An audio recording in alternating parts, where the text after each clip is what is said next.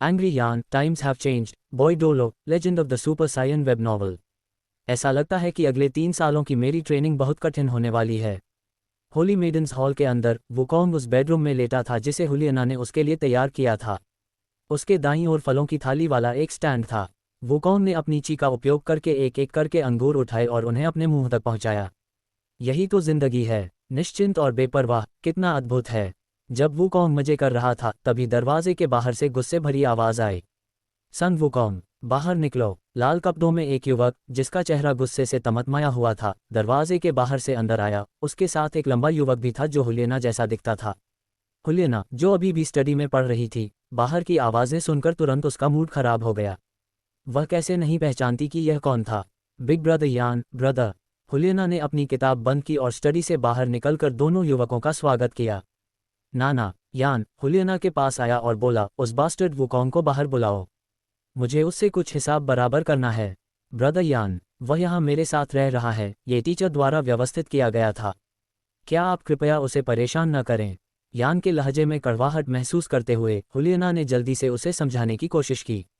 पहला कारण ये था कि हुलियना, जी यू और यान सभी हेल्थ ट्रेनिंग कैंप से एक साथ निकले थे, इसलिए उनके मन में एक दूसरे के लिए लगाव था। दूसरा कारण ये था कि यान केवल लेवल 38 पर था, वह भला वुकोंग को कैसे हरा सकता था? यान हमेशा से हुलियना को पसंद करता था। मूल कहानी में उसने स्टारडाउ ग्रेट फॉरेस्ट में टैंग सन को चुपके से नीचा दिखाने की कोशिश की थी, सिर्फ इसलिए क्योंकि टैंग सन ने हुलियना के साथ थोड़ा मजाक किया था। अब वुकोंग सीधे उसके पैलेस में रह रहा था। यान अपनी मानसिकता के साथ वुकोंग को आसानी से कैसे छोड़ सकता था? यह असंभव था। नाना, ये पुरुषों के बीच का मामला है, तुम्हें इसमें दखल नहीं देना चाहिए।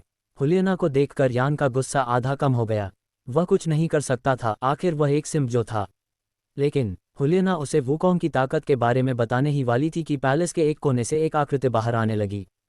ठीक है, लिटिल जूनियर सिस्टर, तुम्हें उसे रोकने की जरूरत नहीं है। वह मुझे ढूंढना चाहता है ना?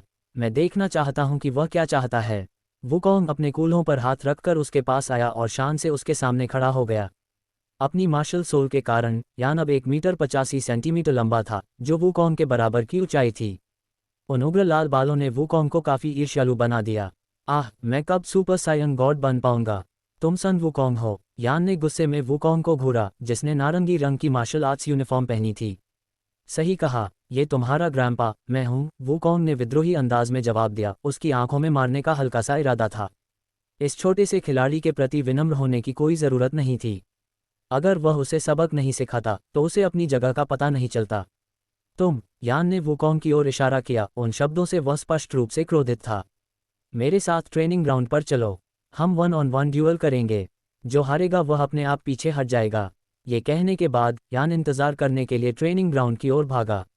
अपने आप पीछे हटना असंभव। इस आदमी के व्यक्तित्व और चरित्र को देखते हुए वह भला अपने आप कैसे पीछे हट सकता था? हारने के बाद भी वह अपनी बात से जरूर पलट जाता। सीनियर ब्रदर, वुकोंग को चुनौती स्वीकार करते देख हुलियना ने धीरे से उससे विनती की, सीनियर ब्रदर, यान बस ऐसा ही है। इसे दिल पर मत लेना। जब तुम बाद में उससे लड़ो तो कृपया उस पर थोड़ा रहम करना, ठीक है? हालांकि हुलियना की नज़र में यान के लिए कोई खास सम्मान नहीं था, लेकिन आखिर वे साथी थे जिन्होंने हेल्थ ट्रेनिंग कैंप में कई साल बिताए थे। उसके लिए सिफारिश करना कम से कम वह कर ही सकती थी। ठीक है, मैं थोड़ा हाथ रोक कर लूँगा, बस उसे एक सबक सिखाना है।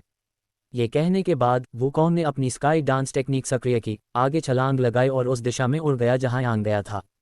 फिर जीयू और हुलियना भी ट्रेनिंग ग्राउंड की ओर बढ़ने लगे। ट्रेनिंग ग्राउंड के अंदर यान पहले पहुंचा, जबकि वुकोंग आसमान से उड़ते हुए आया और धीरे से जमीन पर उतरा। वुकोंग के उड़ने के अंदाज को देखकर यान सतर्क होने से खुद को नहीं रोक पाया। यह आदमी उड़ सकता है। क्या इसकी मार्शल सोल कोई स्टाफ नहीं थी? क्या इसके पास कोई फ्लाइट टाइप सोल बोन हो सकती है? यान ने अपने मन में सोचा। इस दुनिया में यदि किसी के पास फ्लाइट टाइप सोल बोन या मार्शल सोल न हो तो केवल टाइटल डोलो स्तर के लोग ही कुछ समय के लिए हवा में रह सकते थे, और वह भी बहुत कम समय के लिए। और उसके सामने उसका प्रतिद्वंद्वी आसमान में उड़ सकता था, जिससे यान का उत्साह बढ़ गया और उसने अपने इस लव राइवल का सामना किया। मैं यहाँ हूँ, ब्रदर। उतरने के बाद वुकोंग ने यान का अभिवादन किया। सिर घुमाकर उसने देखा कि हुलियना और जी यू भी पहुंच चुके थे। अब जब सब यहाँ थे तो खेल शुरू हो सकता था।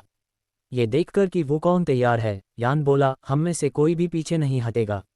अपनी पूरी ताकत से लड़ो। फिर यान एक धीमी आवाज में चिल्लाया, flame lord. Martial soul fusion. Yan का शरीर तुरंत लंबा हो गया, जिस पर मैग्मा जैसे पैटर्न बह रहे थे। उसकी त्वचा ग्रेनाइट जैसी हो गई और 3 चमकदार सोल रिंग्स येलो और पर्पल उसके चारों ओर तैरने लगीं। First soul skill, magma fist. Yan के शरीर पर पहली सोल रिंग चमक उठी और उसके हाथ आग और मैग्मा से ढक गए। उसने अपने पैरों पर जोर दिया और सीधे वुकोंग की ओर दौड़ पड़ा। वुकोंग, हालांकि, स्थिर खड़ा रहा, उसने कुछ नहीं किया। जब यान आधा रास्ता तय कर चुका था तो उसने धीरे से अपना मुंह खोला और वह वाक्य दोहराया जो वह अपने पिछले जीवन में अक्सर कहा करता था। अहम, ladies and gentleman, it's show time. जैसे ही शब्द उसके मुंह से निकले, वुकोंग का पूरा शरीर लपटों से घिर गया। उसने धीरे से अपना दाहिना हाथ उठाया और उसकी हथेली में एनर्जी फायर का एक गोला जमा हो गया। इस समय यान भी वुकोंग के ठीक 2 मीटर सामने आ गया था। औरोचीज ग्रेट स्लैश। वुकोंग के हाथ की एनर्जी फायर उसकी हथेली के पीछे पीछे चली और उसने इसे पूरी ताकत से यान की ओर छोड़ दिया। जहां तक सवाल है कि उसने अधिक शक्तिशाली एनर्जी ब्लास्ट के बजाय औरोचीज ग्रेट स्लैश का उपयोग क्यों किया, वुकोंग को अभी भी यान की जान बचानी थी।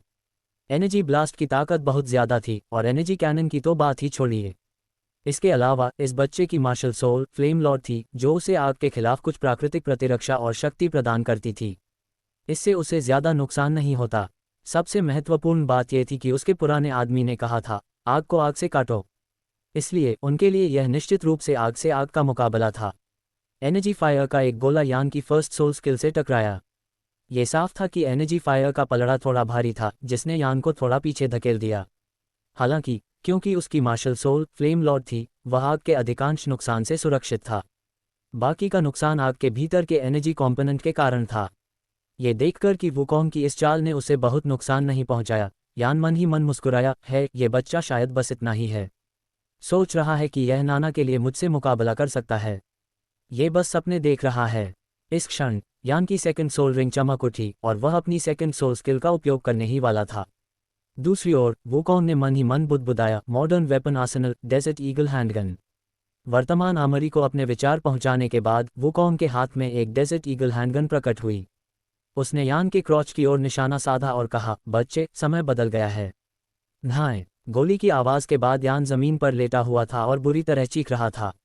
जीयू, जो पीछे से देख रहा था, खुद को एक खास हिस्से को सिकोड़ने से नहीं रोक पाया। ये वह दर्द है जिसे सिर्फ पुरुष ही समझ सकते हैं। यान जमीन पर पड़ा था, उसका चेहरा दर्द से भरा था, उसने उस खून बहते हिस्से को पकड़ा हुआ था और वह चिल्लाए जा रहा था। हुलियना, जो वुकोंग से बहुत दूर नहीं थी, उसने जल्दी से इंपीरियल फिजिशियन को बुलाया और सोचा, सीनियर ब्रदर, आपने कुछ ज्यादा ही कर दिया। लेकिन इससे मेरी एक बड़ी समस्या हल हो गई। किसने यान से कहा था कि वह हमेशा मुझे परेशान करे? भाई और दोस्त होने के नाते मैं उसे मना नहीं कर पाती थी, लेकिन वह हाल ही में और भी ढीठ होता जा रहा था। लेकिन ये काफी दयनीय भी है, हुलियना ने मन ही मन सोचा। यान को जमीन पर पड़ा देखकर वुकोंग को अचानक महसूस हुआ कि ये दुनिया कितनी खूबसूरत है।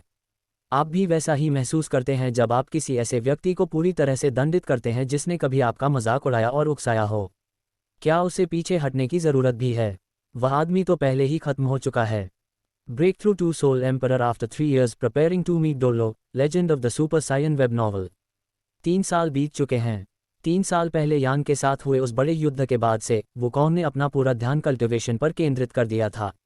जहां तक उस यान की बात है, वह शी पहले ही एक अधिक शर्मीले व्यक्तित्व में बदल चुका था। इस दौरान उसने मॉडर्न वेपन आर्सेनल को खंगाला। यह मानना पड़ेगा कि यह चीज़ वास्तव में शक्तिशाली थी, यहां तक कि न्यूक्लियर बॉम्ब्स जैसी चीज़ें भी बनाई जा सकती थीं। लेकिन वुकोंग निश्चित रूप से न्यूक्लियर बॉम्ब्स का उपयोग नहीं करेगा। न्यूक्लियर रेडिएशन और प्रदूषण के प्रभाव ऐसी चीज़ें नहीं थे जिन्हें डोलो कॉन्टिनेंट के लोग अभी सहन कर सकें। बेशक, अगर उसे हद तक मजबूर किया गया तो किसी के लिए भी राह आसान नहीं होगी। और उस सोल बोन के साथ जुड़ने के बाद वुकोंग स्पष्ट रूप से महसूस कर सकता था कि उसके सायन ब्लड लाइन में थोड़ी अशुद्धि आ गई थी। सीधे शब्दों में कहें तो वह सोल बोन उसकी ब्लड लाइन की क्षमताओं को प्रभावित कर रही थी। शायद उसे बाद में उस सोल बोन को निकालने का मौका ढूंढना होगा। सुबह होली मेडन हॉल के रोशनदान से सूरज की एक किरण तिरछी नीचे आए और ध्यान मेडिटेशन कर रहे वुकोंग के चेहरे पर पड़ी। पिछले 3 सालों में उसने महसूस किया कि जैसे जैसे उसका लेवल बढ़ रहा था, उसकी ची विकसित करने की वर्तमान विधि कम व्यवहारिक होती जा रही थी। अब हर लेवल के लिए ची कंडेंसेशन की एक लंबी अवधि की आवश्यकता होती थी। पिछली बार उसे लेवल अप करने में पूरा 1 महीना लगा था। ऐसा लगता है कि मैंने लॉस की शक्ति को कम करके आंका था। उसकी ची कल्टिवेशन विधि कम प्रभावी होती जा रही थी। वह मेडिटेशन की सबसे आदिम पद्धति पर वापस जाने के लिए मजबूर हो गया। हालांकि यह धीमी थी, लेकिन इसने उसे ऊर्जा के एक शुद्ध रूप को विकसित करने की अनुमति दी, क्योंकि वह इस दुनिया के कल्टिवेशन के आधार सोल पावर को इकट्ठा कर रहा था। 3 साल के मेडिटेशन प्रशिक्षण के बाद वुकोंग का सोल पावर लेवल टूटकर सोल एम्परर तक पहुंच गया। मूल रूप से वुकोंग की क्षमता के साथ वह 3 साल में सोल सेज तक पहुंच सकता था। हालांकि उस समय का कम से कम 2/3 हिस्सा वुकोंग ने अपनी फिजिक शरीर को निखारने में लगाया था। अपनी मार्शल सोल के बजाय फिजिक को निखारने का कारण सरल था। उसने पाया कि फिजिक को निखारने से प्राप्त शक्ति उसकी मार्शल सोल को निखारने की तुलना में कहीं अधिक थी। अब उसकी मार्शल सोल उसके लिए केवल एक सपोर्ट मात्र थी, जो केवल अपनी एम्प्लीफिकेशन इफेक्ट्स प्रदान करती थी, ऑफेंसिव कैपेबिलिटीज नहीं। क्योंकि वह अपनी फिजिक को निखारने पर ध्यान केंद्रित कर रहा था, इसलिए उसने अभी तक अपनी 6th सोल रिंग प्राप्त नहीं की थी। वह अपने अगले ice and fire yin yang well sign in से प्राप्त होने वाली गॉड गिवन सोल रिंग और सिस्टम द्वारा वादा किए गए रहस्यमय इनाम का इंतजार कर रहा था। जहां तक इनाम का सवाल है, वह क्या हो सकता है? Ice and fire yin yang well मूल रूप से डूबुबो का था, लेकिन बाद में इसे टैंक सन ने ले लिया और टैंक सेट के लिए एक ट्रायल ग्राउंड में बदल दिया। इसके भीतर निश्चित रूप से कई खजाने होंगे, लेकिन अगर सिस्टम ने इसका उल्लेख किया है, तो संभावना है कि यह कोई साधारण खजाना नहीं होगा। या तो कोई बहुत ही जादुई सेलेस्टियल अर्ब, या water and fire dragon Kings द्वारा छोड़ी गई डिवाइन सोल। ये केवल 2 ही चीज़ें हैं जो सिस्टम के उल्लेख के योग्य हैं। वुकोंग अपनी मेडिटेशन से जागा, उसकी आंखें नींद से भरी थीं और उसने चारों ओर देखा। जब उसने एनर्जी सिग्नेचर्स को महसूस किया, तो उसने पाया कि हुलायना छत पर थी और उसे ताक रही थी। वह लड़की सचमुच जिद्दी थी। वह साल के 365 दिन तक झांक करती थी। उसने इस दौरान अपनी भावनाओं का इजहार भी किया था, लेकिन वुकोंग हमेशा एक ही बात कहकर टाल देता था, इस एहसास को कुछ और सालों तक पकने दो। मैं कुछ सालों में मान जाऊंगा। हे भगवान, वह अभी हाँ नहीं कह सकता था। उसने अभी तक जू जूचिंग की स्थिति को नहीं संभाला था, इस मामले को तो छोड़ ही दें। अगर वे दोनों मिल गईं और लड़ाई छिड़ गई, तो वुकोंग को ही भुगतना पड़ेगा। वह उस खास शख्स की तरह नहीं बनना चाहता था जो बिना मुंह पोंछे खाना खा लेता है। 3 साल बीत गए। अब जूचिंग से किया वादा निभाने का समय आ गया है। वुकोंग ने अपनी शर्ट पहनी और बिस्तर से कूद गया, अपने रिस्टबैंड्स पहने, थोड़ा मुंह हाथ धोया, बालों में कंघी की और आउटर हॉल की ओर चल दिया। Yo junior sister, good morning. Wukong ने हुलायना का अभिवादन किया, जो अभी अभी छत से चुपके से नीचे आई थी। मम, गुड मॉर्निंग सीनियर ब्रदर। हुलायना ने वुकोंग की ओर देखा, जो दिन ब दिन और भी हैंडसम होता जा रहा था। उसके दिल में शर्म की एक लहर दौड़ गई। मैंने जिस आदमी को चुना है वह बस अद्भुत है। वुकोंग होली मेडन हॉल के आंगन में टहलने लगा और उस जगह को प्यार से देखने लगा जहां वह 3 साल तक रहा था। फिर उसने अपनी जूनियर सिस्टर की ओर देखा, जो लगभग उतने ही समय से उसके साथ थी। कल यहाँ से जाने के विचार ने उसे उदासी से भर दिया। उसने हुलायना को अपने जाने के बारे में बताने की योजना नहीं बनाई थी, मुख्य रूप से इसलिए क्योंकि वह उसे दुखी नहीं करना चाहता था। इसके अलावा वुकोंग विदाई देने में अच्छा नहीं था। जूनियर सिस्टर, एक पल के लिए यहाँ आओ। वुकोंग ने हुलायना को इशारा किया, जो मैं हॉल से बाहर आ रही थी। क्या बात है सीनियर ब्रदर? हुलायना ने अपने सामने खड़े कल्टिवेशन फनाटिक को भ्रम के साथ देखा। पिछले 3 वर्षों में वुकोंग ने शायद ही कभी उसे खुद से ढूंढा हो। लगभग हर बार वे तभी मिलते थे जब उसने पहल की थी, और हर बार जब वह ऐसा करती थी, तो वह वुकोंग को लगभग पागल कर देती थी। जूनियर सिस्टर, मैंने हाल ही में एक गाना लिखा है। कैसा रहेगा अगर मैं इसे तुम्हारे लिए गाऊं? वुकोंग अपने स्पेस में वापस गया और गिटार जैसा एक वाद्य यंत्र निकाला और उसे हुलायना के सामने लहराया। हुलायना की खूबसूरत आंखें फटी की फटी रह गईं, उसका मुंह थोड़ा खुला रह गया। क्या ये वाकई वही मामूली कल्टिवेशन फनाटिक है? आज कुछ अलग लग रहा था। हाँ सीनियर ब्रदर, जल्दी गाओ, जल्दी गाओ।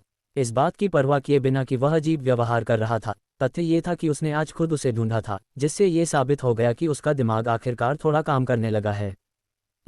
वुकोंग ने अपना गला साफ किया और अपने हाथों में पकड़े गिटार के तारों को छेड़ना शुरू किया। एक अनुभवी मैजिशियन के रूप में वह संगीत के बारे में थोड़ा बहुत कैसे नहीं जान सकता था। प्यार की शुरुआत हमेशा सबसे खूबसूरत पल होती है। टाइटैनिक, रोमियो एंड जूलियट के क्लासिक्स के बारे में क्या?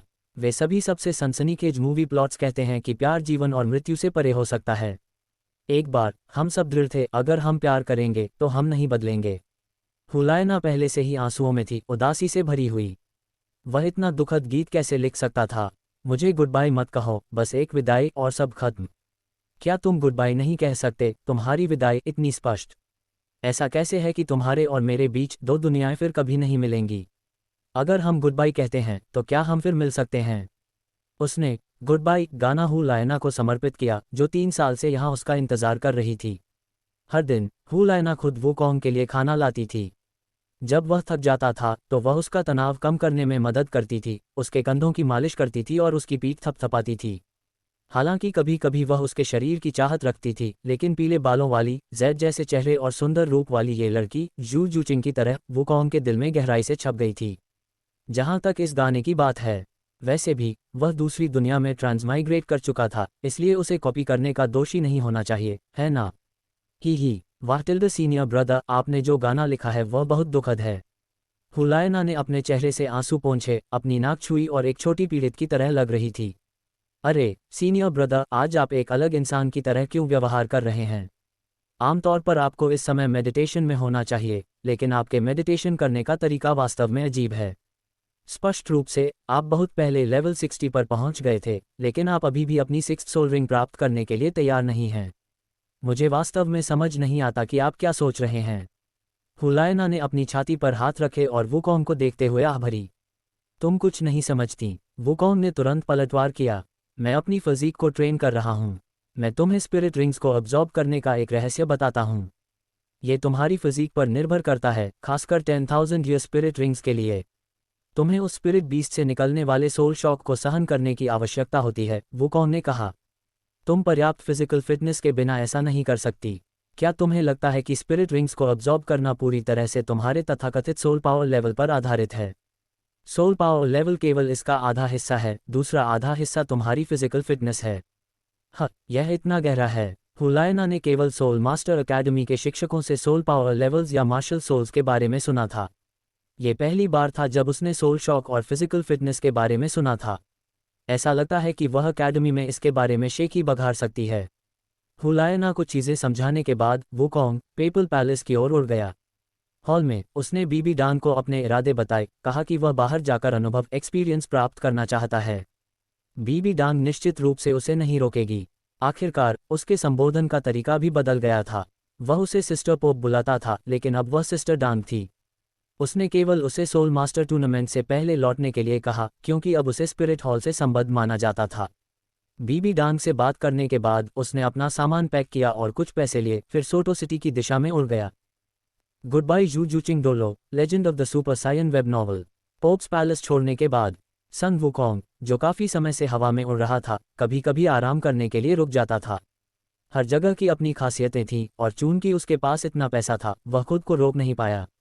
सन वुकोंग के अंदर सायन ब्लड था, इसलिए उसे उनकी भूख भी विरासत में मिली थी। उस समय करोड़ का अकेले 500,000 युआन की इनामी राशि का खाना खा जाना सिर्फ कोई शेखी बघारना नहीं था।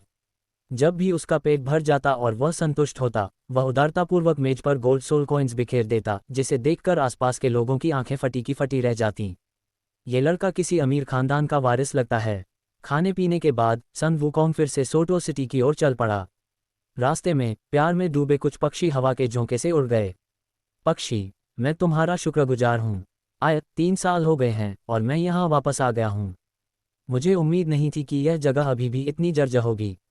वुहुंग सिटी की तुलना में ये बहुत पीछे है, थोड़ा। सन वुकोंग ने सोटो सिटी की ओर देखा, जो वुहुंग सिटी के स्तर से काफ़ी नीचे थी, और कुछ शब्दों में अपनी शिकायत दर्ज किए बिना नहीं रह सका। वह सोटो सिटी के किनारे तक उड़ा और अपनी अविश्वसनीय रूप से शक्तिशाली और परसेप्शन आभा संवेदनशीलता का विस्तार किया। शहर के भीतर वह एक ब्रोथल में दाई मुबई की मौजूदगी को भी महसूस कर सकता था। उसके बगल में वह औरत जिसमें कुछ लपटें महसूस हो रही थीं, शायद उस फैट ग्रासी चिकन की थी। हालांकि वह जू जूचिंग की ऑरा को महसूस नहीं कर पा रहा था। वह उसकी ऑरा के प्रति बेहद संवेदनशील था। आखिरकार उसने उसे ड्रैगन बॉल वर्ल्ड की का एक अंश दिया था। जब संवेदन सेंसिंग की बात आती थी तो सन वुकोंग दूसरों की तुलना में बहुत अधिक मजबूत था, खासकर उन महत्वपूर्ण चीज़ों को महसूस करने में जिन्हें उसने पीछे छोड़ा था। सन वुकोंग ने की बर्स्ट मोड सक्रिय किया, अपनी ऑरा परसेप्शन को अधिकतम सीमा तक बढ़ाया, जिससे पल भर में पूरा सोटो सिटी कवर हो गया और उसने वहां के हर तिनके और हर पेड़ की जांच शुरू कर दी।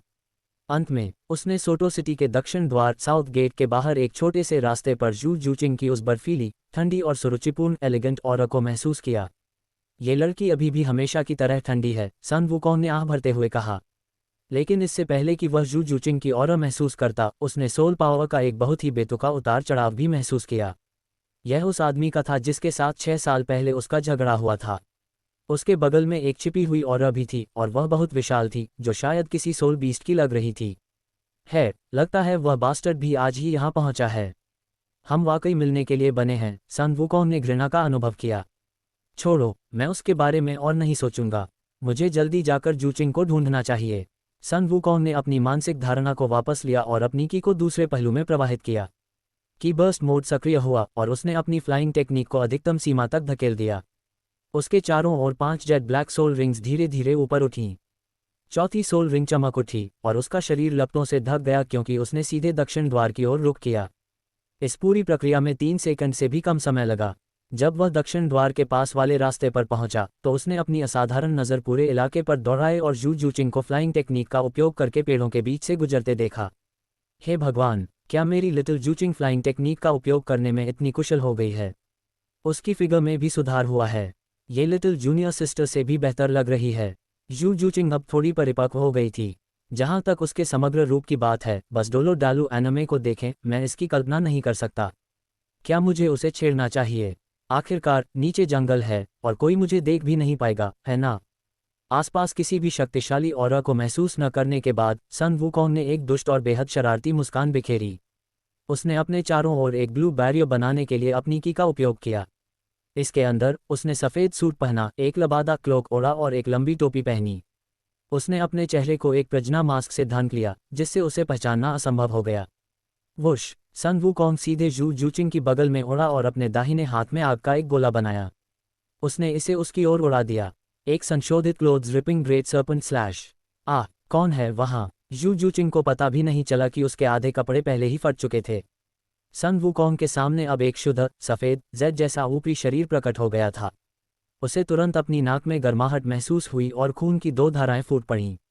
लेकिन वह मूर्ख नहीं था। अगर इस समय कोई अचानक प्रकट हो जाता तो वह भारी नुकसान में होता। उनके चारों ओर एक ब्लू बैरियर बन गया जिसने उसे और जू जूचिंग को नज़रों से ओझल कर दिया।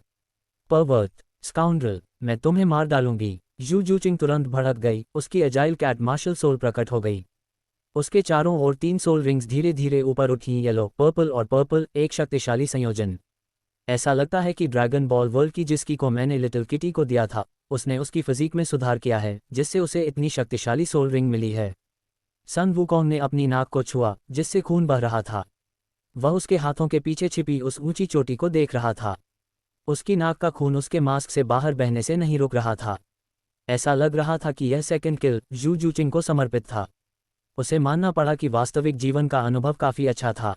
ये वैसा नहीं था जैसा उसने अपने पिछले जीवन में एनिमेटेड वर्जन में देखा था। हालांकि उसमें रूप और करिश्मा था, लेकिन उसमें उस आकर्षण की कमी थी जैसे कि उसे बनाया गया हो। लेकिन अब यहाँ वह एक वास्तविक व्यक्ति थी। उत्साहित न होना असंभव था। उसके पिछले जीवन की सपनों की राजकुमारी ठीक उसके सामने थी और उनके बीच कुछ रिश्ता भी था। यह अविश्वसनीय था। जब सन वुकोंग अभी भी दंग था, जू जूचिंग चिल्लाई और उसकी तीसरी सोल रिंग चमक उठी। थर्ड सोल स्किल, ने द स्विफ्ट शैडो किल। जू जूचिंग जल्दी से सन वुकोंग के पीछे टेलीपोर्ट हो गई और अपने दाहिने हाथ के नुकीले पंजों का इस्तेमाल उसके दिल की तरफ वार करने के लिए किया। जू जूचिंग की यह सोल रिंग 4200 साल पुराने स्विफ्ट शैडो डेमन ईगल से आई थी। इसने उसे स्विफ्ट शैडो डेमन ईगल की गति से दुश्मन के पीछे टेलीपोर्ट होने और एक अत्यंत शक्तिशाली सोल ब्रेकिंग क्लॉ मारने की अनुमति दी। इस सोल स्किल के साथ जू जूचिंग भविष्य में सपोर्ट टाइप सोल मास्टर्स के लिए एक बड़ा खतरा पैदा करेगी। हालांकि टेलीपोर्टेशन की दूरी सीमित थी, केवल 7 मीटर। सन वुकोंग अभी हकीकत में वापस आया ही था। जू जूचिंग को वार करने के लिए तैयार देख उसने अपनी ऑब्जर्वेशन हैकी को सक्रिय किया और चतुराई से वार को टाला। फिर उसने अपने हाथ को आर्मामेंट हैकी से ढक लिया और उसके उस्तरे जैसे तेज पंजों को पकड़ लिया। लिटिल किटी, यह मैं हूँ। बहुत समय बाद मिले। सन वुकोंग ने अपना बायां हाथ बढ़ाया, अपना मास्क उतारा और अपनी टोपी पीछे की ओर खिसका दी। एक चेहरा जो दुनिया से अछूता था, एक दिव्य प्राणी सेलेस्टियल बीइंग की तरह जू जूचिंग के सामने प्रकट हुआ। जू जूचिंग की पहली प्रतिक्रिया थी हैंडसम, लेकिन फिर सन वुकोंग के हाथ पर आर्मामेंट हैकी को देखकर उसने इस बैरियर जैसी शक्ति के स्रोत की सावधानीपूर्वक जांच की। ये लगभग वैसा ही था जैसा कि उसके भीतर नई एकीकृत फ्यूज्ड सोल पावर थी। और उसके चेहरे को देखकर उसे एक जाना पहचाना एहसास हुआ। ये वही था। क्या तुम सन वुकोंग? ककरोट! जू जूचिंग ने भ्रम से भरकर पूछा। क्या कुछ ही सालों में तुम अपने हस्बैंड को भूल गई? सन वुकोंग ने उसे देखकर हल्की मुस्कान दी। उसने अपनी दाहिनी जेब से कपड़े का एक बड़ा टुकड़ा निकाला और उसे जू जूचिंग के चारों ओर लपेट दिया। 3 सेकंड बाद उसने एक बिल्कुल नया पर्पल लेदर आउटफिट पहना हुआ था। वुकोंग। जू जूचिंग ने अपनी सोल स्किल वापस ली और तुरंत सन वुकोंग को गले लगाने के लिए दौड़ पड़ी। उसने नेदर क्लैन में पूरे 6 साल तक सन वुकोंग का इंतजार किया था, सिर्फ यहाँ उससे मिलने के वादे को पूरा करने के लिए। लेकिन गले मिलने और कुछ देर बातें करने के बाद उसे एहसास हुआ कि कुछ गलत था। इस आदमी ने अभी अभी उसके कपड़े जलाए थे और उसने उसे देख लिया था। ये सोचकर जू जूचिंग ने जल्दी से सन वुकोंग को पीछे धकेल दिया और गुस्से से भरे चेहरे के साथ उससे पूछा, बताओ, तुमने अभी मेरे कपड़े क्यों जलाए? अगर तुम नहीं बताओगे तो तुम मुझे छूने के बारे में भूल जाना। सन वुकोंग, वह बस, मैंने तुम्हें इतने समय से नहीं देखा था, मैं तुम्हें छेड़ना चाहता था, ही। सन वुकोंग ने अपने सिर के पीछे खुजलाते हुए कहा, इतने समय से नहीं देखा? तुमने ही तो 6 साल कहा था। तुम्हारे पास दिल नहीं है। इस क्षण जू जूचिंग ने उस असभ्य आदमी सन वुकोंग को 1 घंटे तक खुद को न छूने देने की सजा देने का फैसला किया। देखें तब वह कितना अभिमानी रहेगा। उसकी हिम्मत कैसे हुई मेरा मजाक उड़ाने की? क्या उसे लगता है कि मुझे गुस्सा नहीं आता? ओह, सन वुकोंग को लगा कि उसने कुछ ज्यादा ही कर दिया है। 6 साल इसलिए थे क्योंकि मैं चाहता था कि तुम तेजी से बढ़ो ताकि हम दोनों एक साथ और मजबूत बन सकें। देखो, जो फ्लाइंग टेक्निक मैंने तुम्हें सिखाई थी, अब तुम उसे कितनी कुशलता से इस्तेमाल करती हो, और तुमने इतनी अच्छी सोल रिंग कॉन्फ़िगरेशन भी हासिल कर ली है। मुझे लगता है कि तुम्हें नेदर क्लैन में कोई नुकसान नहीं हुआ होगा। वास्तव में, यदि जू जूचिंग ने अपनी मूल प्रतिभा पर भरोसा किया होता, तो वह निश्चित रूप से अपनी बड़ी बहन द्वारा दबा दी गई होती। हालांकि, क्योंकि सन वुकोंग ने उसे कल्टिवेशन मेथड और की दी थी, उसने थोड़े ही समय में अपनी बहन को पीछे छोड़ दिया और संपर्कों का एक बड़ा नेटवर्क हासिल कर लिया। वर्तमान में, जू जूचिंग पहले से ही एक level 38 agile attack type battle soul elder थी। मूल कहानी में, वह सीधे हेवन डाओ एम्पायर की ओर भाग गई थी, लेकिन अब वह बेपरवाह होकर हेवन डाओ एम्पायर की ओर उड़ी। तब और अब में कितना विशाल अंतर था। खुद को बुद्धिमान समझो, जू जूचिंग ने गर्व से कहा और सन वुकोंग को नेदर क्लैन के अपने अनुभव बताने लगी। दोनों ने एक दूसरे का हाथ पकड़ा और साथ साथ सोटो सिटी में दाखिल हुए। Tang San, a terrified Dai Mubai डोलो, legend of the super Saiyan web novel. Wukong ने जू जूचिंग का छोटा सा हाथ थामा और वे सोटो सिटी में टहलने लगे। अरे वुकोंग, तुम्हारा लेवल अभी क्या है? जू जूचिंग ने अपने जैद जैसे चेहरे पर मुस्कान लाते हुए पूछा। उसने अभी भी वुकोंग का हाथ पकड़ रखा था। यह मूल कहानी वाली जूचिंग से बहुत अलग था। वह शायद अपना यह मिलनसार रूप केवल वुकोंग को ही दिखाती थी। जू जूचिंग का सवाल सुनकर वुकोंग ने जवाब दिया, मैं पहले ही लेवल 60 पर पहुंच चुका हूं, लेकिन मैंने अभी तक अपनी 6th सोल रिंग प्राप्त नहीं की है। क्या? वुकोंग की बात सुनकर जू जूचिंग दंग रह गई। वह जानती थी कि वुकोंग की प्रतिभा जबरदस्त है, लेकिन इतनी ज्यादा होगी, इसकी उम्मीद नहीं थी। तुम बस शेखी बघार रहे हो। जू जूचिंग को यकीन नहीं हुआ। क्या तुम्हें मेरी क्षमताओं पर शक है? वुकोंग ने अपना दाहिना हाथ आगे बढ़ाया। उसकी हथेली के ऊपर 5 जेट ब्लैक सोल रिंग्स मंडरा रही थीं। उन 5 सोल रिंग्स को देखकर जू जूचिंग की खूबसूरत आंखें फटी की फटी रह गईं। उसका छोटा सा मुंह थोड़ा खुला रह गया, क्योंकि वह 5वीं क्रिम्सन सोल रिंग लाल रंग की को अविश्वसनीय नजरों से देख रही थी। तुम अभी सिर्फ 12 साल के हो और तुम पहले से ही रैंक 60 पर एक सोल एम्परर हो। कुछ ही सालों में तुम एक टाइटल डोलो बन जाओगे, और तुम्हारी 5वीं सोल रिंग एक 100,000 ईयर सोल रिंग है, जो सोल मास्टर की दुनिया का परम खजाना है। जू जूचिंग ने अपना हाथ वुकोंग के हाथ में डाल लिया। हालांकि उसने अपनी शक्ति बढ़ाई थी, लेकिन फिर भी वह परिवार के विवाह समझौते का विरोध नहीं कर सकती थी। उसकी एकमात्र आशा अब वुकोंग पर टिकी थी, और अब वुकोंग ने उसे निराश नहीं किया था। 12 साल की उम्र में ही सोल एम्परर के स्तर तक पहुंचकर उसके छिपे हुए कार्ड्स के साथ वह निश्चित रूप से एक सोल सेंट का मुकाबला कर सकता था। ये तो केवल जू जूचिंग के आंतरिक विचार थे। वास्तव में वुकोंग की वर्तमान ताकत निश्चित रूप से एक 95th रैंक टाइटल डोलो के साथ मुकाबला कर सकती थी। यदि उसके सभी पत्ते खुल जाएं, तो क्रिएटर गॉड्स, सृजनकर्ता देवता भी उसके सामने नहीं टिक पाएंगे। आखिरकार उसके पास मिरियड वर्ल्ड समनिंग कार्ड था। अगर उसने destroyer God Beerus, Superman, one above all या डीसी के सुपरमैन जैसे ब्रह्मांडीय स्तर के शक्तिशाली योद्धाओं को बुला लिया, तो डोलोस्टार का बचना नामुमकिन होगा। वुकोंग अभी इसका इस्तेमाल नहीं करेगा। वह चीज़ों को धीरे धीरे आगे बढ़ाना चाहता था। वह आखिरकार डोलो कॉन्टिनेंट पर आया था, इसलिए वह मूल कहानी, ओरिजिनल प्लॉट का अनुभव करना चाहता था। वहाँ कुछ उपद्रवी भी हो सकते थे। अगर उन्होंने वुकोंग को उकसाया, तो कोई भी आसानी से नहीं बच पाएगा। बिना मिरियड वर्ल्ड समनिंग कार्ड के भी एक अकेला न्यूक्लियर बॉम्ब उन्हें सबक सिखाने के लिए काफ़ी होगा। क्या तुम्हें लगता है कि तुमने सही इंसान को चुना है? कौन नहीं चाहता कि उसकी प्रेमिका उसकी तारीफ करे, खासकर जब वह स्वीकार करे कि उसका चुनाव सही था। जू जूचिंग ने वुकोंग के हाथ को थोड़ा और कसकर पकड़ लिया। इस बार उसे एक शक्तिशाली सहारा और वह व्यक्ति मिल गया था जिससे वह सबसे ज्यादा प्यार करती थी। भले ही वुकोंग अभी अविश्वसनीय रूप से शक्तिशाली न होता, फिर भी जू जूचिंग उसका साथ निभाने और उसके साथ और मजबूत बनने के लिए तैयार थी। जहां तक दाई मुबई की बात है, उसे तो बहुत पहले ही भुला दिया गया था, दिमाग के किसी कोने से भी बाहर निकाल दिया गया था। अफवाह थी कि वह पिछले कुछ सालों से अपने परिवार से भाग गया था। कितना गैर जिम्मेदार, डरपोक और बेकार इंसान था। चलो पहले एक होटल ढूंढते हैं। वुकोंग जू जूचिंग के साथ रोज होटल की ओर बढ़ने लगा, ये देखते हुए कि कल श्रेक अकेडमी में छात्रों का प्रवेश होने वाला था और जू जूचिंग आज ही सोटो सिटी पहुंची थी। अंदाजा लगाना मुश्किल नहीं था, वे दोनों निश्चित रूप से इस समय रोज होटल में लड़ रहे होंगे। वुकोंग के मुंह से होटल ढूंढने की बात सुनकर जू जूचिंग के कोमल चेहरे पर लाली छा गई।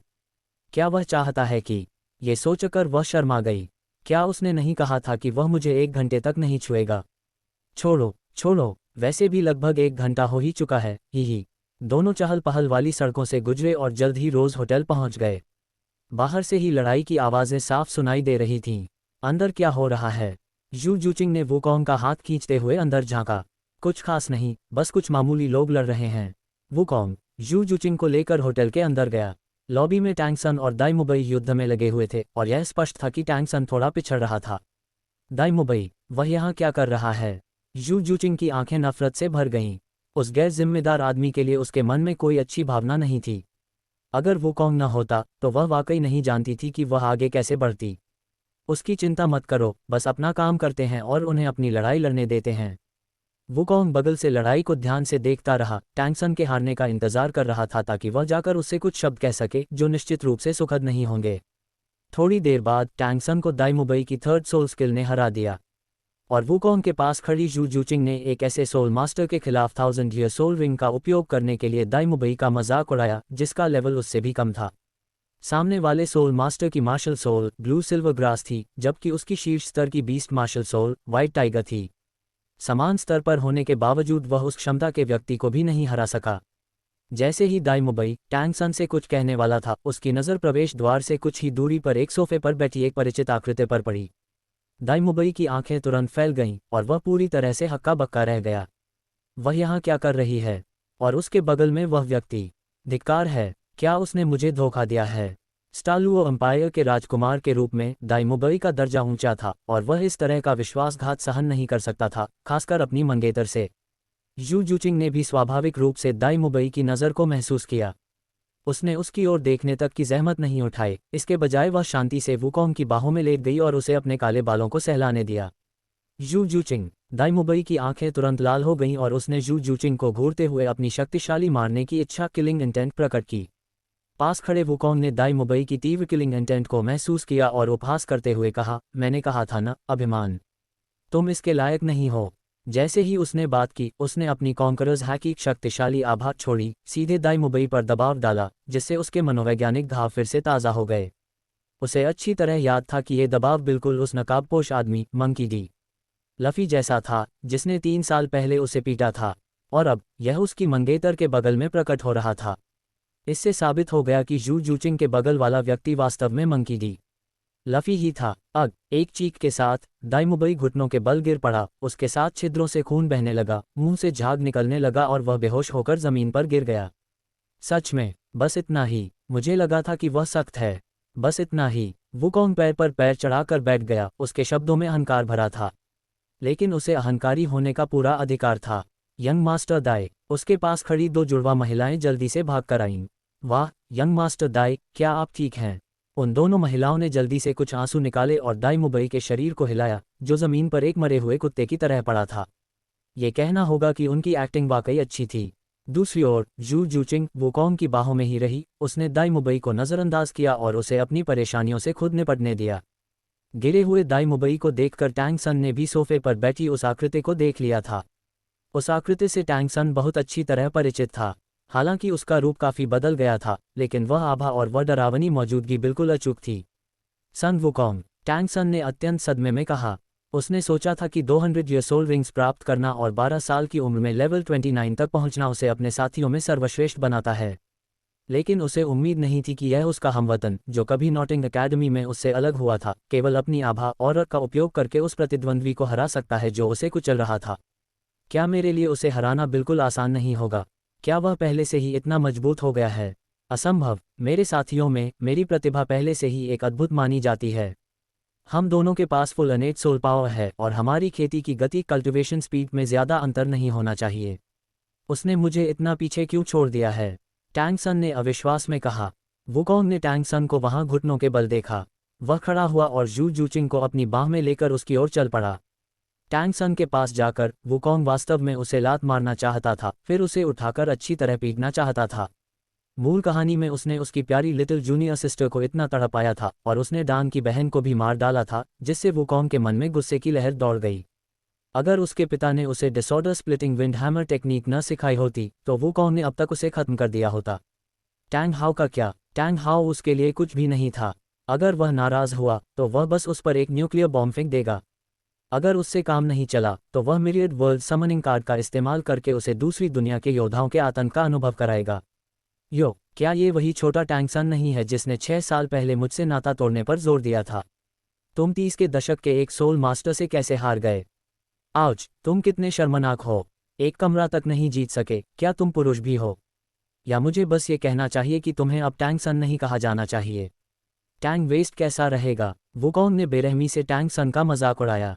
जहां तक सवाल है कि वह ऐसा क्यों कर रहा था, अगर टैंग सन ने किसी और कारण से उससे नाता तोड़ा होता तो वह शायद टैंग सन का थोड़ा सम्मान करता और उसे कुछ बुनियादी इज्जत देता, लेकिन टैंग सन ने उस बेकार यू शाओगैंग की वजह से उससे नाता तोड़ा था, जो कि अक्षम्य था।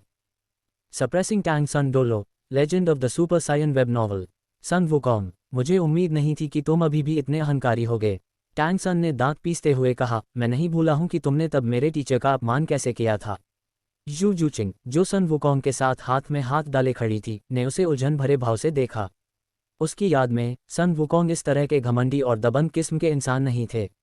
इसलिए यह स्पष्ट था कि सन वुकोंग और टैंग सन नाम के इस आदमी के बीच वास्तव में कोई पुरानी और गहरी दुश्मनी थी। अरे सन वुकोंग, तुम ऐसे कैसे हो सकते हो? सियोवू जल्दी से पास आए और उसने टैंग सन को ऊपर उठाने में मदद की। वह नहीं भूली थी कि 6 साल पहले इस शरारती बच्चे ने उसे कैसे पीटा था। सन वुकोंग, यह मत सोचो कि तुम हमें सिर्फ इसलिए डरा सकते हो क्योंकि तुमने उस परवर्टेड टाइगर को हरा दिया है। मैं तुम्हें बता दूं, हम कोई मामूली लोग नहीं हैं। सियोवू ने टैंग सन को सहारा देते हुए अपनी जेड जैसी उंगली से सन वुकोंग की ओर गुस्से से इशारा किया। वह टैंग सन के गुप्त पत्तों ट्रम्प कार्ड्स को अच्छी तरह जानती थी। वह अजीबोगरीब फुटवर्क और वे हिडन वेपन्स उसके सामने खड़े इस बच्चे को आसानी से मार सकते थे। लेकिन सियोवू, ये रोग रैबिट, गलती कर रही थी। उसने सोचा कि सन वुकोंग एक साधारण इंसान है, लेकिन उसे उम्मीद नहीं थी कि वह एक सायन है। अपने गंदे हाथ हटाओ। जू जूचिंग ठंडे भाव के साथ आगे बढ़ी और उसने सियोवू का हाथ झटक दिया। उसके दिल में सन वुकोंग पहले से ही एक अडिग स्थान बना चुके थे, जिसके लिए वह अपनी जान भी दे सकती थी। तुम कौन हो? तुम्हारे हुलिये से लगता है कि तुम शायद इस बच्चे और उस हॉनी टाइगर द्वारा ढूंढी गई कोई और खिलौना प्लेथिंग हो। सियोवू जू जूचिंग पर चिल्लाए। इन शब्दों ने जू जूचिंग के बर्फीले चेहरे पर गुस्से की आग जला दी। उसने हाथ उठाया, उसका इरादा सियोवू को थप्पड़ मारने का था। यह न केवल जू जूचिंग के सामान्य स्वभाव के खिलाफ था, बल्कि सड़क पर खड़ी कोई भी खूबसूरत महिला आग बबूला हो जाती अगर कोई अचानक उसे वेश्या कह देता और उसके प्रिय प्रेमी को उस भीड़ के साथ जोड़ देता। तुम्हारी इतनी हिम्मत! अपना सीना पकड़े हुए टैंग सन ने देखा कि जू जूचिंग सियोवू को मारने वाली है और उसे तुरंत आक्रोश महसूस हुआ। उसने सहारा दे रही सियोवू से अपना हाथ हटाया और जू जूचिंग की बांह पकड़ने के लिए हाथ बढ़ाया। उसका इरादा उसे जोर से पीछे धकेलने का था। लेकिन सन वुकोंग उसे ऐसा कैसे करने दे सकता था? इस कचरे ट्रैश की हिम्मत कैसे हुई उसकी औरत को छूने की? इसके अलावा सन वुकोंग उसे देखते ही टैंग सन से चिढ़ गया था। फिर सियोवू ने उसकी तुलना दाई मुबई जैसे बेकार कचरे से कर दी थी। वह पहले ही कदम उठाना चाहता था, लेकिन उसने ऐसा नहीं किया क्योंकि सियोवू एक लड़की थी। अब टैंग सन जू जूचिंग को छूना चाहता था। क्या इसे बर्दाश्त किया जा सकता था? सन वुकोंग की आंखें उग्र हो गईं और एक तेवर के साथ टैंग सन और सियोवू पर सीधे दबाव की एक लहर उतरी। इससे टैंग सन को ऐसा महसूस हुआ जैसे वह हजारों पाउंड वजन का पहाड़ उठा रहा हो और यहाँ तक कि उसका आधा फैला हुआ हाथ भी पीछे हटने को मजबूर हो गया। जहाँ तक सियोवू की बात है, ये कहने की ज़रूरत नहीं है कि उसके चेहरे के भाव पहले से ही नियंत्रण से बाहर थे। नहाएं, स्लैप। जू जूचिंग ने सियोवू के चेहरे पर एक थप्पड़ जड़ा और फिर उसकी गर्दन पकड़ ली और कहा, तुमने अभी क्या कहा? फिर से कहने की कोशिश करो। इस आवाज़ में मारने की इच्छा, किलिंग इंटेंट का संकेत लग रहा था और यहाँ तक कि सन वुकोंग को भी थोड़ा डर महसूस हुआ। उसकी लिटिल किटी कैट इतनी आक्रामक कब से हो गई? यू जूचिंग भी एक दयालु लड़की थी, लेकिन अगर दूसरी पार्टी के कार्य सन वुकोंग के लिए खतरा पैदा करते तो वह निश्चित रूप से कोई दया नहीं दिखाती। अगटिल्ड, यू जूचिंग की पकड़ से सियोवू का चेहरा लाल हो गया। टैंग सन, जो उनके पास था अब और बर्दाश्त नहीं कर सका, उसे छोड़ दो। सियोवू को छोड़ दो। सन वुकोंग, अगर तुम्हें कोई समस्या है तो मुझसे निपटो। सियोवू को चोट मत पहुंचाओ। टैंग सन बेबसी से बगल में चिल्लाया और इन शब्दों को सुनकर उसके दिल में हलचल महसूस हुई। ओह, तुमसे निपटूं? ठीक है वाइफ, उसे छोड़ दो। सन वुकोंग ने यू जूचिंग से कहा, जो उसे सुनकर शर्मा गई। धिक्कार है तुम्हें, यहाँ इतने सारे लोग हैं, इस तरह के संबोधन का उपयोग क्यों कर रहे हो? यू जूचिंग ने मन ही मन सोचा। हालांकि उसने फिर भी सन वुकोंग की बात मानी और सियोवू के गले से अपनी पकड़ ढीली कर दी। सियोवू तुरंत जमीन पर गिर पड़ी, उसका चेहरा पीला पड़ गया था और वह हवा के लिए हौंफ रही थी।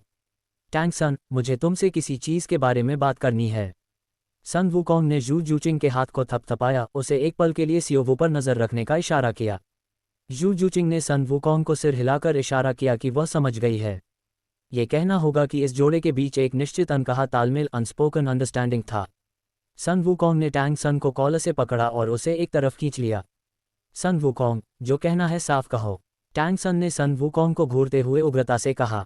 टैंग सन, हम दोस्त हो सकते थे, यहाँ तक कि भाई भी, परिवार की तरह करीबी। लेकिन तुमने क्या किया? तुमने यू शाओगैंग की वजह से मुझसे नाता तोड़ लिया, जिससे तुमने अभी अभी सीखना शुरू किया था। सन वुकोंग ने बेपरवाह अंदाज में टैंग सन से बात की। चाहे कुछ भी हो, हम एक ही जगह से हैं, है ना? मैं ये चीज़ें केवल हवा में नहीं कह रहा हूँ। लेकिन तुम्हें जाना था और इस एक दिन का शिक्षक, जीवन भर का पिता वाली बात को गले लगाना था, जिससे मेरा सिरदर्द बढ़ जाता है। सन वुकोंग ने अपना माथा पकड़ते हुए आह भरी। किसे पता था कि टैंग सन इसकी सराहना नहीं करेगा, और फिर सन वुकोंग पर चिल्लाया, तुम बास्टर्ड, तुम उस समय केवल 6 साल के बच्चे थे। जहां तक मुझे पता है, तुम कभी प्योर फ्लावर विलेज से बाहर भी नहीं निकले। तुम भला मेरे टीचर के अतीत के बारे में कैसे जान सकते हो? तुम स्पष्ट रूप से उन्हें फंसाने की कोशिश कर रहे हो। तुम साफ तौर पर उन्हें नीचा देख रहे हो। मैंने कहा ना, एक दिन का शिक्षक, जीवन भर का पिता।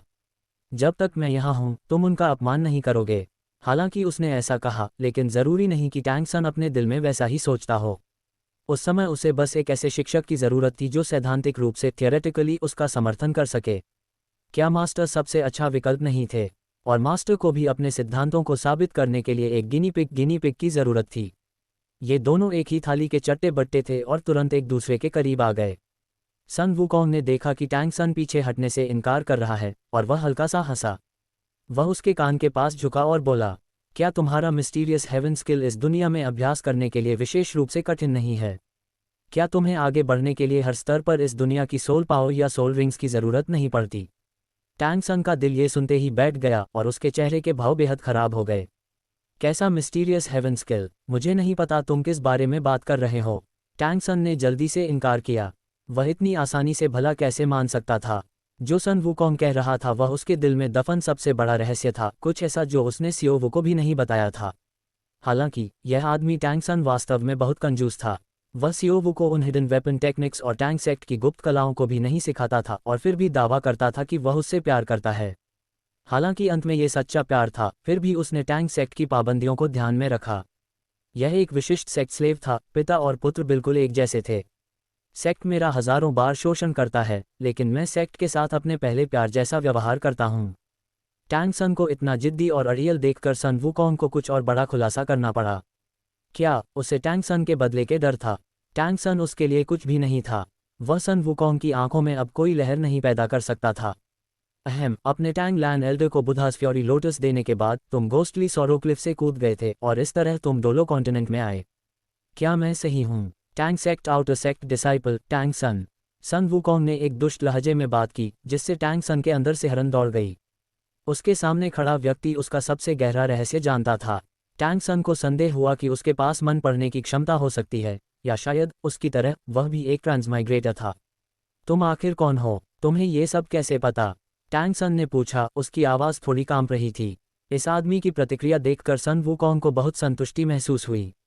टैंग सन, जब 6 साल पहले हम अलग हुए थे तो मैंने तुमसे कहा था कि पछताना मत। मैं तुम्हें जब चाहूँ मार सकता हूँ। तो बेहतर होगा कि तुम ऐसा कुछ न करो जिससे मुझे नाराज़गी हो, वरना मुझे निर्दयी होने के लिए दोष मत देना। और तुम श्रेक अकेडमी जा रहे हो, है ना? तुम्हें कल ज़रूर जाना चाहिए। यदि तुम नहीं गए तो तुम परिणामों की कल्पना कर सकते हो। इस बारे में बात करते हुए सन वुकोंग ने टैंग सन के कंधे थपथपाए और जू जूचिंग की ओर बढ़ने लगा। और टैंग सन वहीं खड़ा रहा, खाली नजरों से सन वुकोंग की पीठ को देखता रहा। उसकी आंखों में एक शून्य भाव था। सच कहूं तो वुकोंग ने टैंग सन की जान केवल इसलिए बख्श दी थी क्योंकि उसने टैंग हाओ की शिक्षाओं का सम्मान किया था। पिछले 3 सालों के बारे में सोचते हुए हु लायना लगातार उसे चाय और पानी पिला रही थी। जब उसकी मांसपेशियों में दर्द होता तो वह उसके लिए मालिश करती थी। जब वह अकेलापन महसूस करता तो वह उसका साथ देती थी। फिर सिस्टर डांग थी जो पीपल पैलेस में बैठती थी और उसके साथ बात करने के लिए समय निकालती थी, जिससे उसके दिल का खालीपन भर जाता था। मूल कहानी में उनके दुखद अंत और स्टार डाउ ग्रेट फॉरेस्ट जाने से पहले हुलायना पर टैंग सन का चिल्लाना, साथ ही वह अंतिम दृश्य जहां उसने एसूर गॉड स्वॉर्ड के साथ बीबी डांग को चीर दिया था। वुकोंग का दिल बहुत गुस्से से भर गया था। उसने कसम खाई थी कि अगर टैंग सन को इस जन्म में सजा नहीं मिली तो वह खुद को इंसान नहीं समझेगा। बिना सोचे समझे किसी का पक्ष लेना, माफ करना, वह बस बिना सोचे समझे किसी का पक्ष ले रहा था। क्या टैंग परिवार भी वैसा ही नहीं था? उन 4 शब्दों को कहने से पहले उनके कार्यों के बारे में सोचें। 2 rooms, that's a waste of money, डोलो, legend of the super Saiyan web novel. Wukong ने अपना सिर घुमाया और टैंग सन की ओर देखा। उसकी आंखों में वह खालीपन और बेबसी देखकर वुकोंग को असीम संतुष्टि मिली। यही इसके लायक है। जब बीबी डांग अपने अंतिम युद्ध में मृत्यु के कगार पर थी तो उसने उससे कियान रैंक्स्यू और हु लायना को बख्शने की भीख मांगी थी। और नतीजा, उसने बस इतना कहा, तुम्हें पता है ये कुछ ऐसा नहीं है जिसे मैं तय कर सकता हूँ। कितनी खूबसूरती है, कुछ ऐसा नहीं जो तुम तय कर सको। उस समय सबसे ज्यादा तुम्हारी चलती थी। तुम सी गॉड हो, एक दैवीय आदेश डिवाइन ईडिक्ट जारी करते तो किसकी हिम्मत होती जो अवज्ञा करता। बात बस इतनी है कि तुम उन्हें बचाना ही नहीं चाहते थे, है ना? भले ही बीबी डांग के लिए न सही, लेकिन कियान रैंक्स्यू ने तुम्हें कितनी बार जाने दिया? हुलायना ने तुम्हारी कितनी बार मदद की? क्या तुम्हें अंदाजा भी है? अगर अंत में ज़ुबंग इतना चतुर न होता तो शायद कियान रैंक्स्यू और हुलायना के सिर काट दिए गए होते। उस दृश्य के विचार ने ही वुकोंग के भीतर गुस्से की लहर दौड़ा दी और उसे अपने सुपर सायन रूप में एक ब्रेकथ्रू बदलाव भी महसूस हुआ। है, काफी गुस्सा है ना? तुमने उससे क्या कहा? यू जूचिंग ने धीरे से पूछा। वह वुकोंग की ओर देख रही थी जो उनकी तरफ आ रहा था। कुछ खास नहीं, बस कुछ धमकियां। उसकी चिंता मत करो, वुकोंग ने जमीन पर पड़ी सियोवू की ओर इशारा करते हुए कहा। वुकोंग पास आया और अपना हाथ यू जूचिंग के कंधे पर रख दिया। फिर उसने अपना सिर घुमाया, चेहरे पर एक मुस्कान थी, और टैंग सन से कहा, तुम्हें कल श्रेक अकेडमी जरूर जाना चाहिए। तुम जानते हो कि अगर तुम नहीं गए तो इसके परिणाम क्या होंगे। ये सुनकर टैंग सन का दिल धड़क उठा। क्या उसे सुनना चाहिए या नहीं? वेटर, वुकोंग ने सुनना खड़े वेटर के सामने हाथ लहराया। एक कमरा, एक बड़े बिस्तर, बिग बेड वाला कमरा, समझ गए। वुकोंग ने वेटर को एक दुष्ट मुस्कान दी। वेटर, जो अभी अभी होश में आया था, उसने वुकोंग की मुस्कान देखी और महसूस किया कि उसके हाथ में एक गोल्ड सोल कॉइन थमा दिया गया है। आखिरकार वह ऐसा व्यक्ति था जिसने इस तरह की स्थितियों का कई बार सामना किया था। एक नेक इंसान के रूप में क्या वह वुकोंग को सफल होने दे सकता था? ये लीजिए सर, यह आपके डीलक्स रूम की चाबी है। और मिस, हमारे पास आज कोई और कमरा उपलब्ध नहीं है, केवल यही एक बचा है। उसे निश्चित रूप से वुकोंग की बात माननी थी। आखिरकार वह भुगतान कर रहा था। यू जूचिंग ने चौंकते हुए आह भरी। वुकोंग ने एक कमरे की मांग की थी और वह भी एक डीलक्स रूम। यू जूचिंग नादान नहीं थी, वह जानती थी कि उसका इरादा क्या है। यह शायद अच्छा विचार नहीं है। यू जूचिंग ने वुकोंग से फुसफुसाते हुए कहा, हम अभी छोटे हैं, उस तरह की चीज़ें हमारे शरीर के लिए अच्छी नहीं होती। वुकोंग, तुम क्या सोच रही हो? मुझे पता है कि उस तरह की चीज़ें हमारे शरीर के लिए अच्छी नहीं होती, लेकिन हम कडल तो कर सकते हैं, है ना? ही। वुकोंग ने चाबी ली और यू जूचिंग को अपने साथ खींच लिया। हालांकि वह इससे खुश नहीं थी, फिर भी वह वुकोंग के पीछे पीछे कमरे की ओर चल दी। लॉबी में खड़ा टैंग सन अभी अभी अपने सदमे से बाहर आया था। वह जल्दी से सियोवू को उठाने के लिए आगे बढ़ा और उसकी हालत के बारे में पूछा। सियोवू, क्या तुम ठीक हो? टैंग सन ने अपने दाहिने हाथ की 2 उंगलियों का उपयोग करके सियोवू की नब्ज जांची और उसकी स्थिति देखी। बिग ब्रदर, मैं ठीक हूँ। सियोवू ने अपनी सोल पावर का उपयोग करके अपने शरीर के भीतर की उथल पुथल वाली ऊर्जा को नियंत्रित करना शुरू कर दिया। बिग ब्रदर, वह सन वुकोंग, वह अब वाकई बहुत आगे बढ़ रहा है। सियोवू ने चेहरा लाल करके टैंग सन से शिकायत की। तुमने अभी हिडन वेपन्स का इस्तेमाल क्यों नहीं किया? तुम्हें उसके जैसे व्यक्ति पर दया दिखाने की जरूरत नहीं है। ओह, वैसे उसने अभी तुमसे क्या कहा जिससे तुम इतने भावुक हो गए? मम, सियोवू का सवाल सुनकर टैंग सन पहले तो दंग रह गया। मैं तुम्हें कैसे बता सकता हूँ? इससे मेरा एक ट्रांसमाइग्रेटर होने का रहस्य खुल जाएगा। कुछ नहीं, उसने बस मुझे कुछ धमकी भरे शब्द कहे थे। टैंग सन ने अपना सिर हिलाया और प्यार से सीओवू का सिर सहलाया। तो क्या हम अभी भी उस श्रेक अकेडमी जा रहे हैं? सीओवू ने चिंतित भाव से पूछा, उसके लहजे में डर का हल्का सा पुट था। हाँ, हमें जाना ही होगा, टैंग सन ने दृढ़ता से कहा। ये सन वुकोंग की धमकी की वजह से नहीं है, बल्कि इसलिए क्योंकि यह अकेडमी वही है जिसे हमारे टीचर ने हमारे लिए ढूंढा है। हमारे टीचर ने अन्य सभी सोल मास्टर अकेडमीज को मना कर दिया था, और उन्होंने हमें इसी अकेडमी में आने के लिए जोर दिया, जिससे साबित होता है कि इस अकेडमी में हमें सिखाने की क्षमता है। मुझे विश्वास है कि अपनी प्रतिभा के साथ मैं निश्चित रूप से सन वुकोंग से आगे निकल जाऊंगा और उसे जल्द से जल्द हरा दूंगा। टैंग सन का लहजा बहुत दृढ़ था। मैंने अभी तक अपने हिडन वेपन्स का उपयोग भी नहीं किया है। तो क्या हुआ अगर वह जानता है कि मैं एक ट्रांसमाइग्रेटर हूँ? जब मैं वास्तव में टैंग सेक्ट के 3 महान हिडन वेपन्स बना लूंगा तो वह दिन सन वुकोंग के अंत का दिन होगा। कमरे के अंदर वुकोंग बड़े बिस्तर पर लेटा था, केवल अंडरगारमेंट्स में, और तनाव कम करने के लिए बड़ी मेहनत से सिटअप्स और पुशअप्स कर रहा था। आखिरकार वह पहली बार इस अनुभव से गुजर रहा एक युवा लड़का था। आया, हालांकि मैंने अपने पिछले जीवन में इतनी सारी मोहक महिलाएं देखी थी, फिर भी मैं कभी इतना आगे नहीं बढ़ा। यह अब वास्तव में परेशानी वाली बात है। वुकोंग करवटें बदल रहा था, खुद को शांत करने में असमर्थ था। वह ध्यान मेडिटेशन करना चाहता था, लेकिन बाथरूम में नहाती हुई जू जूचिंग की आकृति का विचार उसके दिल को बेचैन और उसकी आत्मा को अशांत कर रहा था। मैं एक बहुत महत्वपूर्ण चीज़ तो भूल ही गया। करवटें बदलते हुए वुकोंग को अचानक कुछ याद आया। मैंने आज टैंग सन को इतनी बुरी तरह दबाया है, क्या टैंग हाउ परेशानी खड़ी करने नहीं आएगा? जो भी हो, उसे आने दो। मैं उससे नहीं डरता। उस चीज़ समनिंग कार्ड के बिना भी मैं अपनी ताकत से कुछ राउंड तक उसे संभाल सकता हूँ, और भागना तो कोई समस्या ही नहीं है। वुकोंग ने गर्व से अपने युद्ध अनुभव और क्षमताओं का आकलन किया और सोचा कि टैंग हाउ से कैसे निपटना है। अचानक एक गहरी और वृद्ध आवाज़ वुकोंग के कानों में पड़ी, बच्चे बाहर आओ। धिक्कार है। शैतान का नाम लिया और शैतान हाजिर। जो सोचा वही सच हो गया। ये बिल्कुल सही है। जब से मैं यहाँ आया हूँ मेरी कोई अच्छी लड़ाई नहीं हुई है। वुकोंग बिस्तर से उठा, कुर्सी से अपने ट्रेनिंग के कपड़े उठाए और उन्हें कुशलता से पहन लिया। वह खिड़की तक गया, उसे खोला, स्काई डांस टेक्निक का इस्तेमाल किया, हवा में छलांग लगाई और आवाज़ के स्रोत को ढूंढने के लिए उड़ गया। इस समय जू जूचिंग कमरे में अभी अभी नहाकर निकली थी। उसने बाथरोब पहना हुआ था और बालों को ऊपर बांधे हुए बाहर आई थी।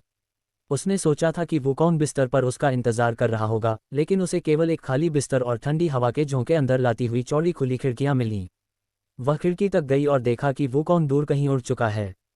वह इतनी रात को क्या करने जा रहा है? जू जूचिंग के दिल में संदेह का एक भाव जागा। नहीं, मुझे उसका पीछा करना होगा।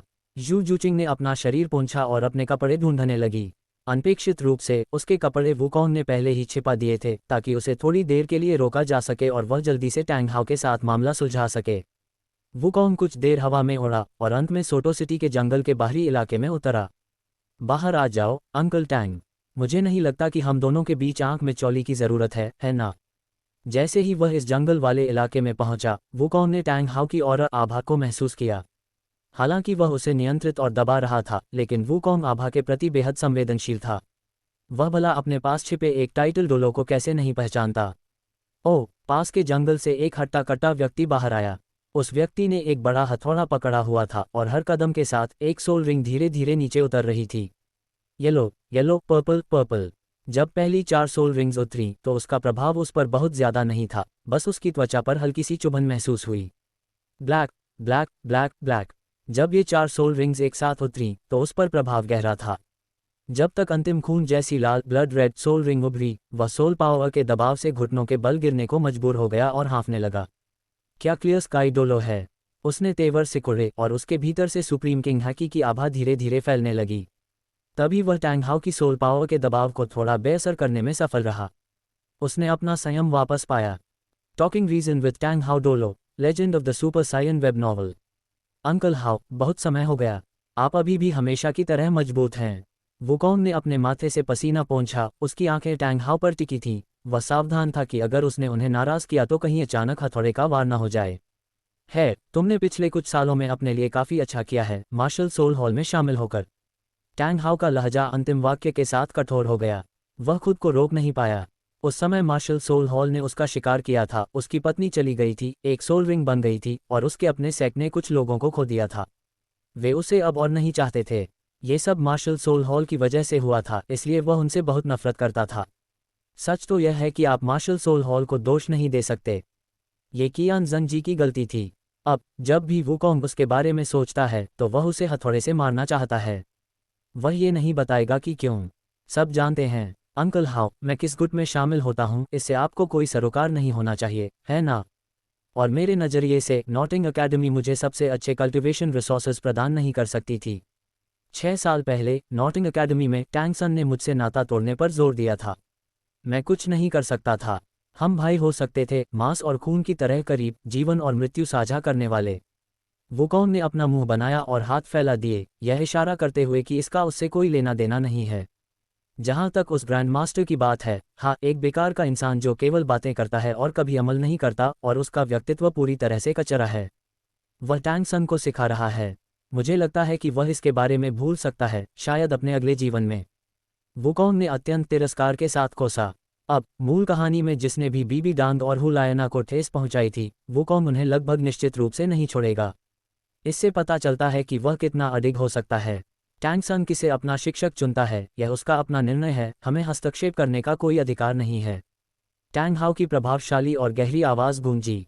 मैं जिस बारे में बात करना चाहता हूं वह है तुम्हारा टैंग सन को दबाना और आज उसे धमकाना। बच्चे, मुझे बताओ कि हमें इस हिसाब को कैसे चुकता करना चाहिए। टैंग हाउ ने क्लियर स्काई हैमर को जमीन पर फेंका और उसके ऊपर बैठ गया, हथौड़े के हैंडल पर पैर रखते हुए और एक दबंग आभा के साथ वुकोंग को घूरते हुए। हालांकि उसके कपड़े बहुत फटे हुए थे, लेकिन उसकी आंखों ने निराशा का एक भी संकेत नहीं दिखाया। 6 साल पहले के विपरीत उसके ऊपर की अद्वितीय राजसी आभा ने लोगों को अनैच्छिक रूप से विस्मय और का एहसास कराया। हिसाब चुकता करना। अंकल हाउ, आप सिर्फ इसलिए किसी जूनियर को डराने की कोशिश नहीं करेंगे क्योंकि आप एक टाइटल डोलो हैं, है ना? वुकोंग ने अपने हाथ बांध लिए और तिरस्कार के साथ टैंग हाउ की ओर देखा। उसके दोनों हाथों में ऊर्जा पहले से ही जमा हो रही थी, वह कामेहामेहा छोड़ने की तैयारी कर रहा था।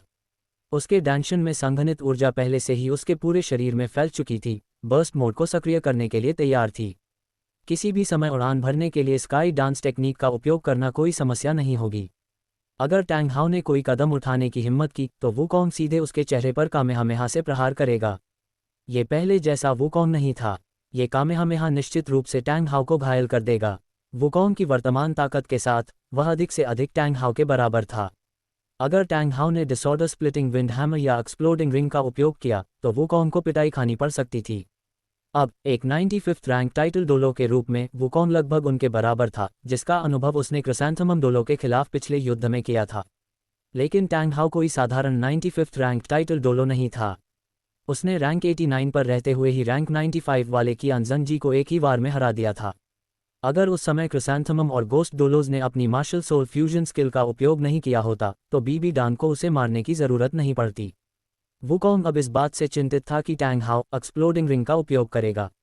टैंग हाउ की गति भी काफ़ी थी और उसे डर था कि टैंग हाउ उसे पकड़ने में सक्षम होगा।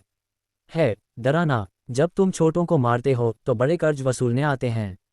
प्राचीन काल से ही यही तरीका रहा है, और तुम पहले से ही टैंग सन के प्रति मारने की इच्छा, किलिंग इंटेंट रखते हो, इसलिए तुम्हें लड़के जीवित रहने की अनुमति नहीं दी जा सकती।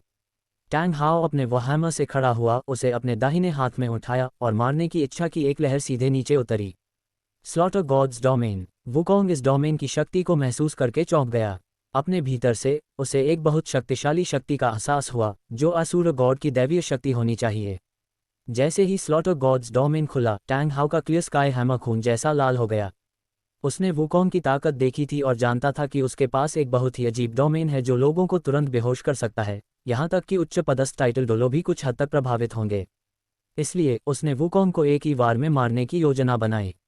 अंकल हाउ, वुकोंग तुरंत चिल्लाया, आपने मुझे तब डिसऑर्डर स्प्लिटिंग विंड हैमर सिखाया था और मैंने पिछले कुछ वर्षों में कई बार इसका उपयोग किया है। मैं आपका दुश्मन नहीं बनना चाहता। अगर आप अभी रुक जाते हैं तो हम दिखावा कर सकते हैं कि कुछ नहीं हुआ। वुकोंग ने तनाव कम करने की कोशिश करते हुए जल्दी से टैंग हाउ से कहा, मुझे खेद है बच्चे, बस यह मान लो कि मैंने तुम्हें कभी कुछ नहीं सिखाया। ये कहने के बाद टैंग हाउ ने बड़ा हथौड़ा पकड़ा और उसे सीधे वुकोंग के सिर की ओर दे मारा। बर्स्ट मोड तुरंत सक्रिय हो गया। वुकोंग अपनी पूरी ताकत के साथ पीछे कूदा, स्काई डांस टेक्निक को सक्रिय किया और नीचे की ओर एक कामेहामेहा दागा। वुकोंग के जुड़े हुए हाथों के केंद्र से गहरे नीले रंग की रोशनी की एक किरण निकली, जो एक फूल की कली की तरह आकार की थी, एक टूटते तारे की तरह जिसके पीछे एक पूंछ थी। टैंग हाउ ने भी उस कामेहामेहा को देखा जिसे वुकोंग ने नीचे की ओर दागा था। निश्चित रूप से इस बच्चे के पास एक ऐसी तकनीक है जो उसकी सोल पावर को बढ़ा सकती है। इस बच्चे को जीवित नहीं रखा जा सकता। टैंग हाउ ने मन ही मन आह भरी। वह नहीं जानता था कि ची क्या है, इसलिए वह केवल यह मान सकता था कि यह सोल पावर थी। टैंग हाउ ने अपना क्लियर स्काई हैमर घुमाया और कामेहामेहा को दूर पटक दिया। टैंग हाउ स्तर 95 के सामान्य टाइटल डोलो से अलग था। उसका martial soul clear sky hammer था और वह अपने मार्शल सोल के लाभ के कारण कई स्तर ऊंचे विरोधियों को चुनौती दे सकता था। हालांकि टैंग हाउ स्तर 95 पर था, लेकिन वह स्तर 96 की ताकत लगा सकता था। टाइटल डोलो स्तर में स्तर 95 और स्तर 96 एक जलसंभर वाटरशेड थे, स्वर्ग और पृथ्वी जैसा अंतर, जब तक कि मार्शल सोल अपनी गुणवत्ता से इसकी भरपाई न कर सके।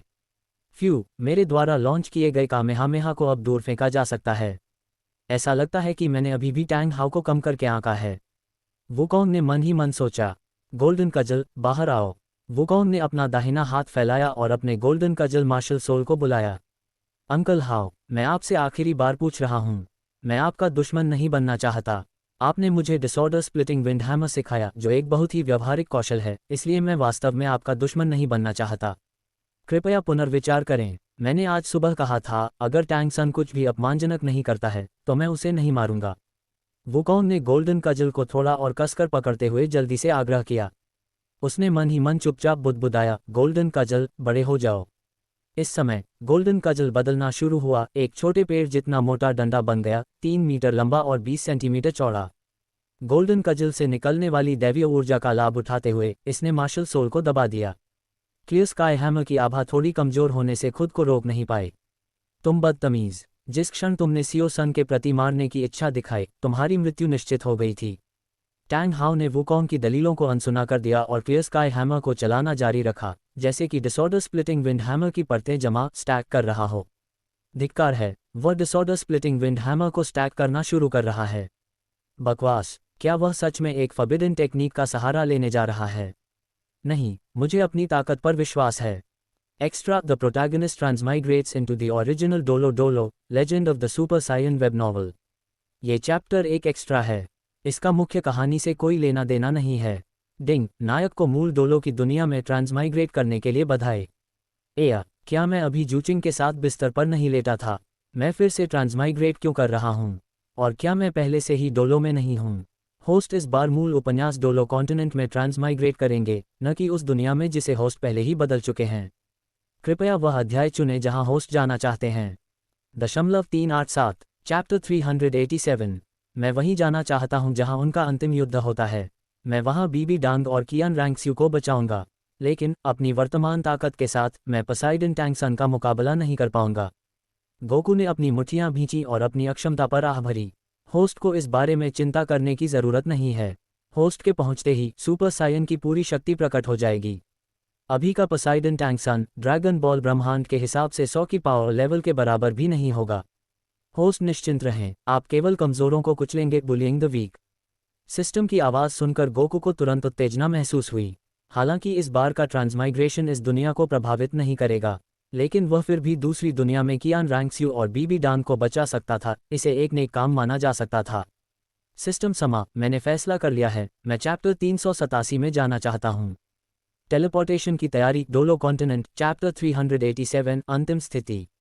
क्या वो, मैं भूल गया, चैप्टर 387 तो फिनाले है, तब तक बीबी डांग की हालत पहले ही खराब हो चुकी होगी।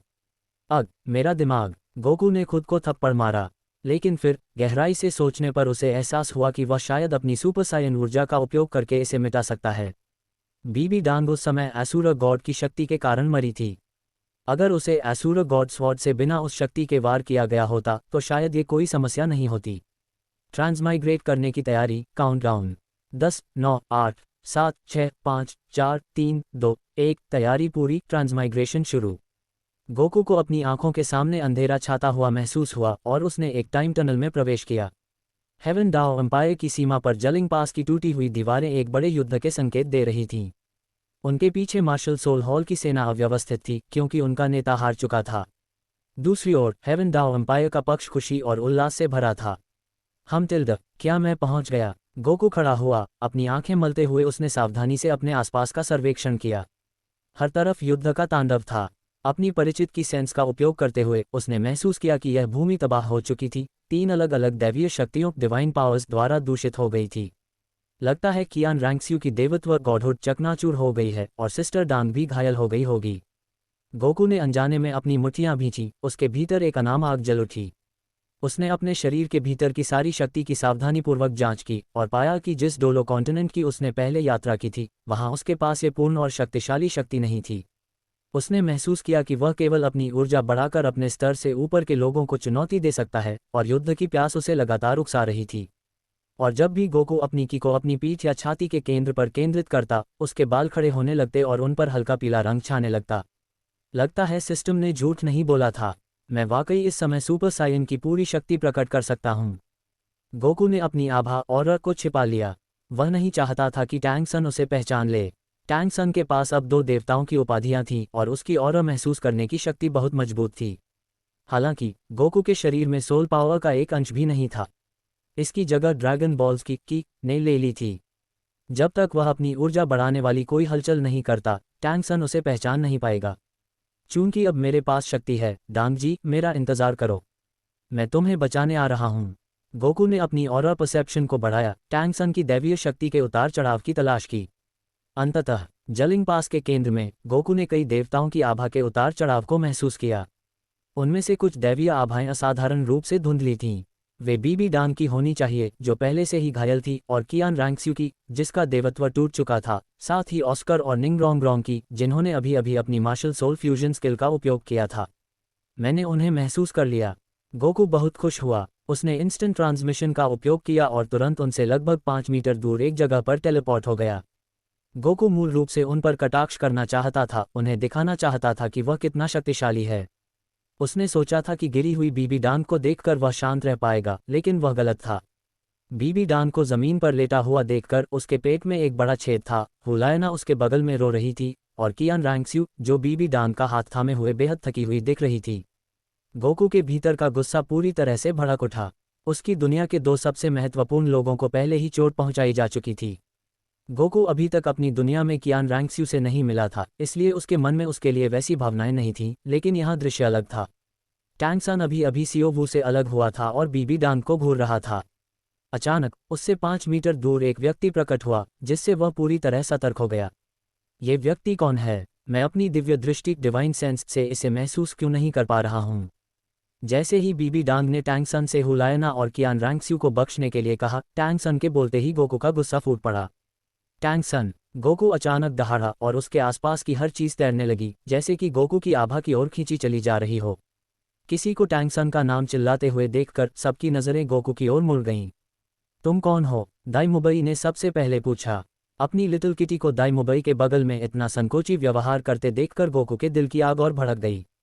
आहा! टिल्ड। गोकू ने अपने भीतर सुपर सायन की शक्ति का उपयोग करना शुरू किया। इस क्षण आसमान बदल गया और जलिंग पास के ऊपर हजारों मील तक काले बादल जमा हो गए। गोकू से निकलने वाली सुपर सायन ऑरा के कारण डोलो कॉन्टिनेंट अपने किनारों से टूटने लगा। इस शक्ति ने डिवाइन रेल्म देवलोक को उत्तेजित कर दिया, जिससे वह थोड़ा हिलता हुआ प्रतीत होने लगा। कितनी भयानक शक्ति है! निंगरोंगरोंग ने बगल से आश्चर्य में चिल्लाकर कहा। टैंग सन, मैं चाहता हूं कि तुम इसके लिए खून का बदला खून से चुकाओ। तुमने पूछा कि मैं कौन हूं? मैं तुम्हें अभी बताता हूं। मैं हूं द सुपर सायन गॉड, ककरोट। आहा! टिल्ड। गोकू के बाल खड़े होने लगे, एक एक रेशा अलग दिखने लगा। उसके मूल रूप से जेट ब्लैक बाल एक जीवंत नीले अजूर रंग में बदल गए। उसकी पहले से काली पुतलियां नीली हो गईं, और यहाँ तक कि उसकी घनी भौहें भी नीली हो गईं। उसके चारों ओर की आभा सफ़ेद से बदलकर आसमानी नीली स्काई ब्लू हो गई, जिससे एक अविश्वसनीय रूप से शक्तिशाली दबाव निकला जिसने सामने वालों के लिए सांस लेना मुश्किल कर दिया। यहाँ तक कि टैंग सन को भी घुटनों के बल बैठने पर मजबूर होना पड़ा। ये कौन है? इसके पास इतनी अपार शक्ति कैसे हो सकती है? मैं अब पोसाइडन हूँ, मैं भला इससे कमज़ोर कैसे हो सकता हूँ? टैंग सन ने अविश्वास में कहा, और उसने कहा कि वह खून का बदला खून से चुकाना चाहता है। क्या ये बीबी डांग के लिए है? गोकू की क्रोधित आंखें यू शाओगैंग की ओर मुड़ गईं, जो बीबी डांग के टूटे हुए शरीर को सहारा दे रहा था। उसने सावधानी से अपनी आभा को नियंत्रित किया और अपने हाथ में एक एनर्जी ब्लास्ट जमा किया। दफा हो जाओ, तुम उसे छूने के लायक नहीं हो। अपने पंजे हटाओ। गोकू ने सीधे यू शाओगैंग पर एनर्जी ब्लास्ट दागा। अगर गोकू ने अपनी आभा को सटीक रूप से नियंत्रित नहीं किया होता तो यह अकेला एनर्जी ब्लास्ट उन सभी लोगों को मार सकता था, जिनमें बीबी डांग और हुलायना भी शामिल थीं, जिन्हें वह बचाना चाहता था। उड़ते हुए वह एनर्जी ब्लास्ट अचानक एक पतले भाले स्पीयर में बदल गया। ये चीख पर महारत हासिल करने वाले किसी भी व्यक्ति के लिए सबसे बुनियादी तकनीक थी, लेकिन ककरोट और अन्य लोग शायद ही कभी इसका इस्तेमाल करते थे। ये देखकर टैंग सन ने तुरंत पसाइडन ट्राइडेंट को बुलाया और ऊर्जा भाले के रास्ते में रोशनी का एक घेरा बनाया। पसाइडन डिवाइन स्किल अनस्टेबल रिप्पल। यह अनस्टेबल रिप्पल पसाइडन द्वारा बनाया गया एक दिव्य कौशल था। ये साधारण लोगों को 8 सेकंड के लिए और देवताओं को अधिकतम 3 सेकंड के लिए रोक सकता था। भला सुपर सायन की शक्ति एकमात्र पसाइडन की तुलना में कैसे हो सकती है? जैसे ही एनर्जी ब्लास्ट का अनस्टेबल रिप्पल की आभा से संपर्क हुआ, उसने एक ही झटके में उस आभा को चकनाचूर कर दिया और सीधे यू शाओगैंग के सिर की ओर बढ़ गया। ये देखकर बीबी डांग उसे रोकना चाहती थी, लेकिन गति बहुत तेज थी। उस क्षण के एक अंश में उस बेकार यू शाओगैंग का सिर एनर्जी ब्लास्ट से चिथड़े चिथड़े हो गया। नहीं, शाओगैंग, लिऊ अलोंग और बीबी डांग दोनों दर्द में चिल्ला उठे। विशेष रूप से बीबी डांग की चीख ने गोकू के दिल को झकझोर कर रख दिया। Extra saving Bibi Dong, reshaping Qian Renxue's godhood डोलो, legend of the super Saiyan web novel. Bibi Dong की उस चीख ने वुकोंग के दिल को झकझोर कर रख दिया। टीचर, टैंग सन तुरंत उनके पास पहुंचा और अपनी डिवाइन पावर से चीजों को ठीक करने की कोशिश करने लगा। लेकिन एक छोटा सा सी गॉड भला एक सुपर सायन को कैसे हिला सकता था? निंगरोंग और ऑस्कर पहले ही अपनी मार्शल सोल फ्यूजन स्किल का उपयोग कर चुके थे और अगले 6 महीनों तक अपने मार्शल सोल्स का उपयोग नहीं कर सकते थे। वे मास्टर को भी नहीं बचा सकते थे। मास्टर, यू शाओगैंग का सिर फटा हुआ देखकर हर कोई दर्द से चिल्ला उठा। इसके तुरंत बाद उन सब की नज़रें सुपर सायन ब्लू वुकोंग की ओर मुड़ गईं। धिक्कार है, सब लोग हमला करो और इस आदमी को मार डालो। गॉड ऑफ वॉर की दिव्य पदवी डिवाइन पोजीशन धारण किए हुए दाई मुबई ने सीधे वुकोंग पर रोशनी की एक किरण दागी। है, कितनी धृष्टता है! वुकोंग ने अपना दाहिना हाथ बढ़ाया और उस रोशनी की किरण को थप्पड़ मारकर टुकड़ों में बिखेर दिया, फिर दाई मुबई पर एक मुक्का ताना। हालांकि यह मुक्का सीधे नहीं लगा, लेकिन मुक्के की हवा के जोर ने ही दाई मुबई की गॉड ऑफ वॉर पदवी को चकनाचूर कर दिया, जिससे उसका सोल पावर लेवल गिरकर 85th रैंक सोल डोलो पर आ गया। क्या दाई मुबई जैसा कचरा एक टूटी हुई दिव्य पदवी के दर्द को सहन कर सकता था? जिस क्षण उसने पहली बार वुकोंग को देखा था, उसका जमीन पर होना तय डेस्टिन हो गया था। यह अभी खत्म नहीं हुआ था। वुकोंग उसे इतनी मामूली सजा देकर कैसे छोड़ सकता था?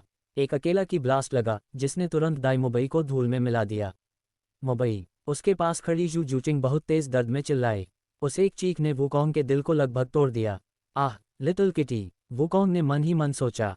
धिक्कार है तुम्हें, तुम मेरे पति के बदले अपनी जान दोगे। जैसे ही वह बोली, जू जूचिंग की गॉड ऑफ स्पीड पदवी प्रकट होने लगी। दाई लाव, धिक्कार है तुम्हें, तुम दाई लाव के बदले अपनी जान दोगे। महाओंजून की फीनिक्स गॉड डिवाइन पावर भी प्रकट होने लगी और उसके चारों ओर 10 सिर वाले अग्नि फिनिक्स फायर फीनिक्सेस जलने लगे।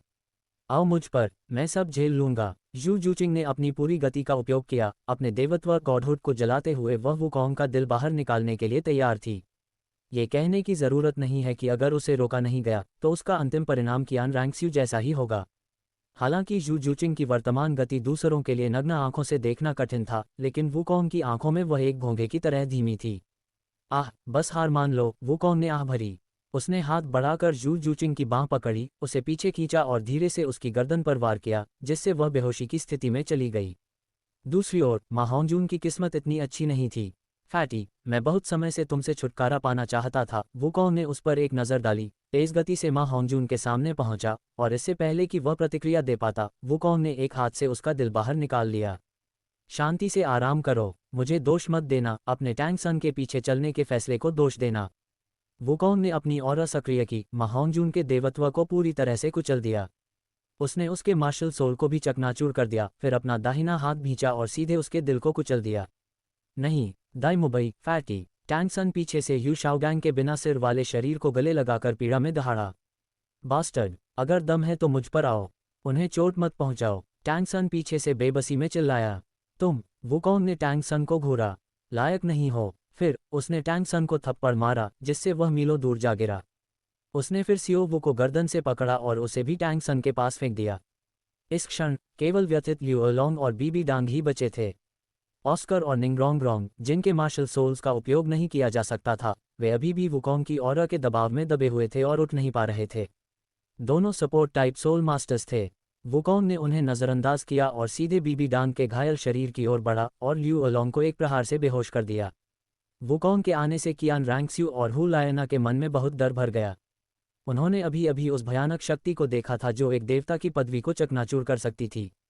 उसने अपने हाथ में सुपर सायन गॉड की ऑरा केंद्रित की और उसे बीबी डांग के पेट पर रखा। बीबी डांग इस समय असुर की डिवाइन पावर के प्रवेश के कारण खुद को ठीक करने में असमर्थ थी। सुपर सायन गॉड की शक्ति का उपयोग करके असुर डिवाइन पावर को समाप्त करने से बीबी डांग को ठीक किया जा सकता था। पास खड़ी कियान रैंक्स्यू और हु लायना ने देखा कि बीबी डांग की रंगत धीरे धीरे सुधर रही है, उनके चेहरों की उदासी धीरे धीरे खुशी में बदल रही है। इसका मतलब था कि उनके सामने वाला आदमी यहाँ मदद करने आया था। उनके पीछे खड़े ऑस्कर और निंगरोंग खौफ से भर गए। इतना शक्तिशाली देवता वास्तव में बीबी डांग के पक्ष में था। क्या इसका मतलब यह नहीं था कि वे पूरी तरह से युद्ध हार चुके थे? ऑस्कर ने चुपचाप निंगरोंग का छोटा हाथ थाम लिया, अपनी मौत की सज़ा का सामना करने के लिए तैयार हो गया। इस बीच वुकोंग द्वारा असुर डिवाइन पावर को जड़ से खत्म करने के लिए सुपर सायन ऑरा का उपयोग करने के बाद बीबी डांग का शरीर एक दृश्य गति विजिबल स्पीड से पुनर्जीवित होने लगा। उसकी काया पहले से ही एक देवता की थी और उसकी पदवी चकनाचूर नहीं हुई थी। बीबी डांग के साथ निपटने के बाद वह कियान रैंक्स्यू की ओर मुड़ा। क्या तुम्हारी पदवी अभी टूटी है?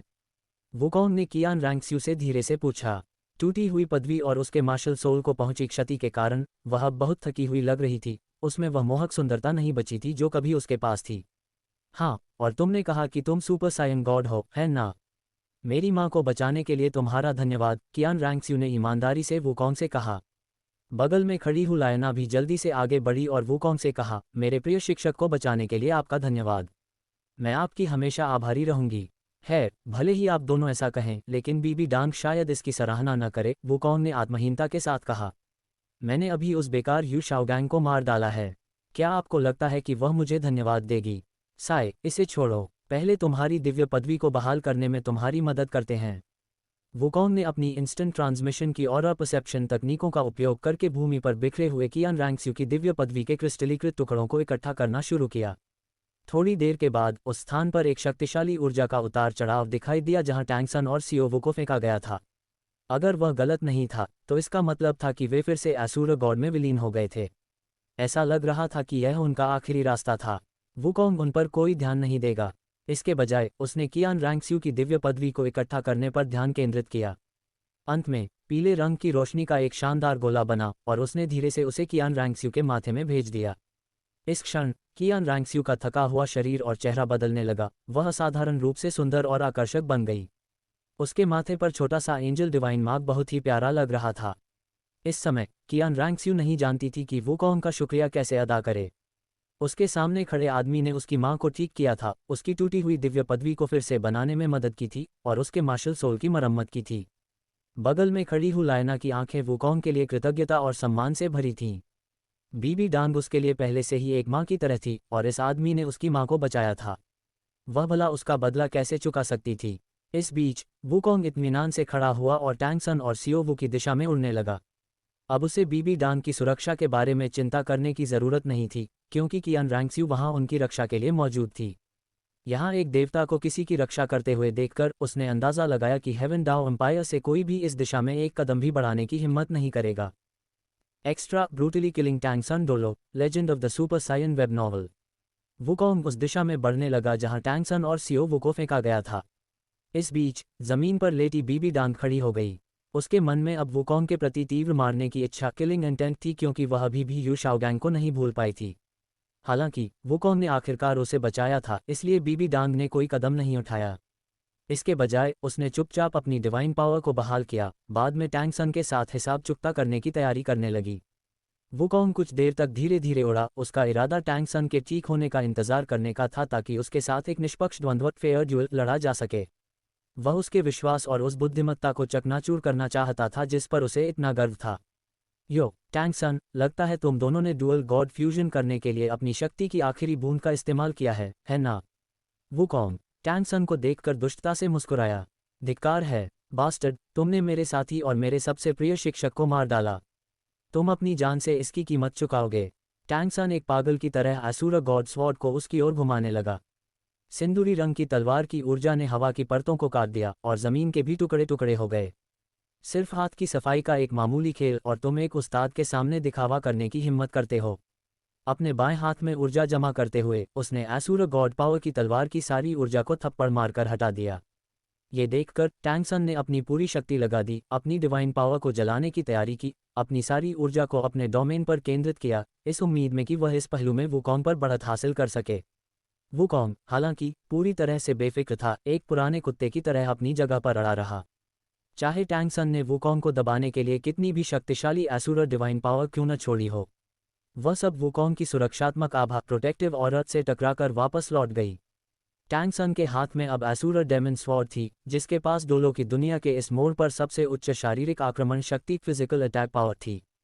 टैंग सन और सियोवो के जुड़े हुए असुर गॉड पद के साथ मिलकर हर बार एक घातक प्रहार फेटल ब्लो था। सच कहूं तो इस डोलो दुनिया के देवता वास्तव में इतने प्रभावशाली नहीं थे।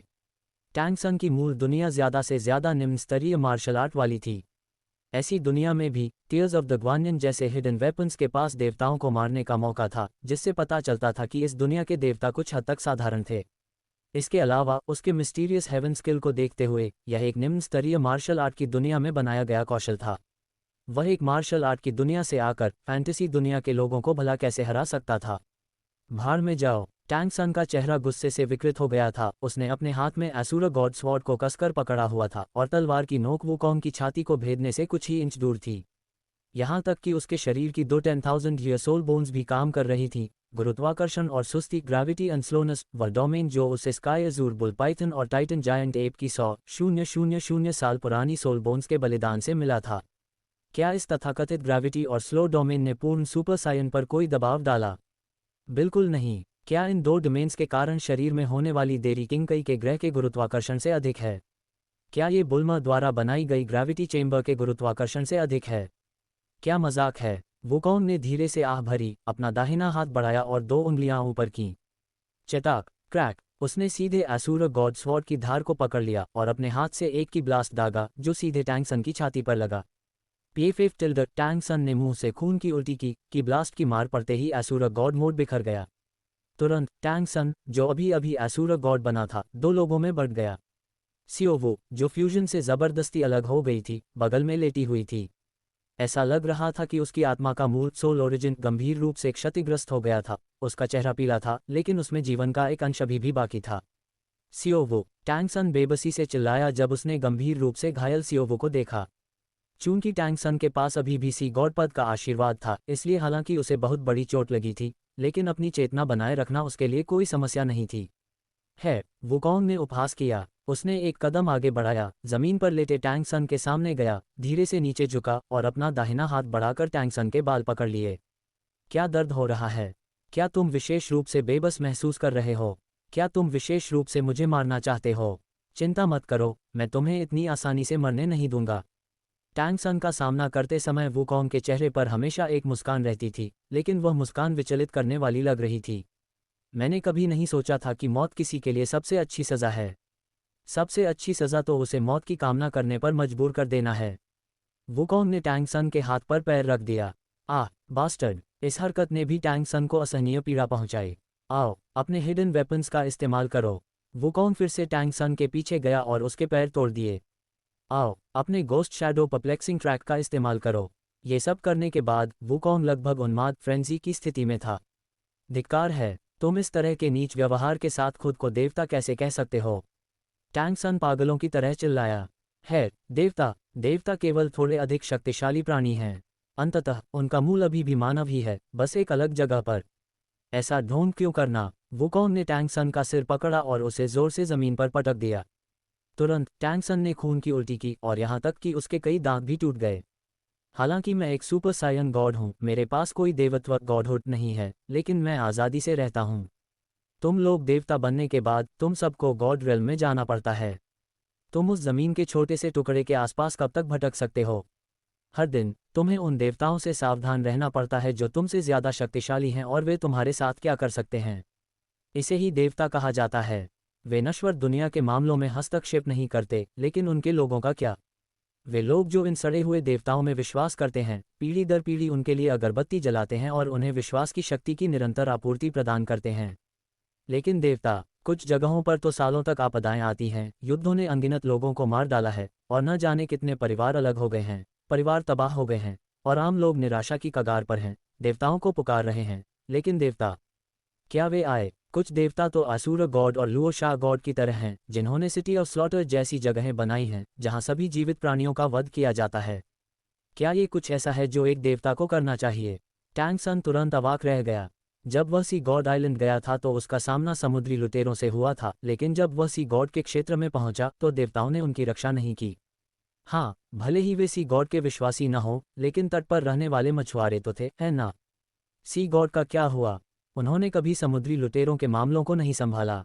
अगर ये मामूली बातें थीं, तो वे सी गॉड आइलैंड को बता सकते थे, है ना?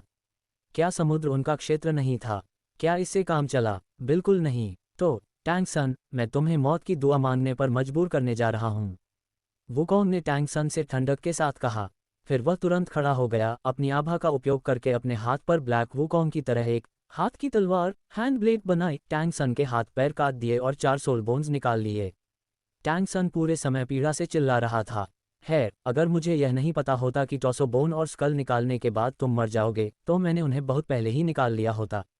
अपने हाथ में मौजूद 4 सोल बोन्स को देखकर वुकोंग को घृणा महसूस हुई और उसने उन्हें जमीन पर फेंक दिया और अपने पैर से कुचल दिया। इस समय बीबी डांग, कियान रैंक्स्यू और हु लायना एक एक करके वहां पहुंचे। उन तीनों ने जमीन पर लेटे टैंग सन और उसके कटे हुए अंगों को देखा। उनके दिल मिश्रित भावनाओं से भर गए। कियान रैंक्स्यू और हु लायना को दिल में एक दर्द महसूस हुआ। चाहे कुछ भी हो, उनके दिल अभी भी इस क्षण टैंग सन की ओर झुके हुए थे। हालांकि ये पहले जितना गंभीर नहीं था, क्योंकि टैंग सन ने पहले बीबी डांग की हत्या करने की कोशिश की थी। दूसरी ओर बीबी डांग खुशी से भर गई थी। उसने सोचा, उसने कियान रैंक्स्यू और हु लायना को तब भी नहीं बख्शा जब मैंने उससे कहा था। अच्छा हुआ। बीबी डांग, जो पहले ही ठीक हो चुकी थी, और कियान रैंक्स्यू को देखकर वुकोंग के चेहरे पर राहत का भाव आ गया। लेकिन वह डरा हुआ था। उसे डर था कि बीबी डांग शायद अगले ही पल उस पर पलटवार कर दे, फिर से उसी बेकार यू शाओगैंग की वजह से।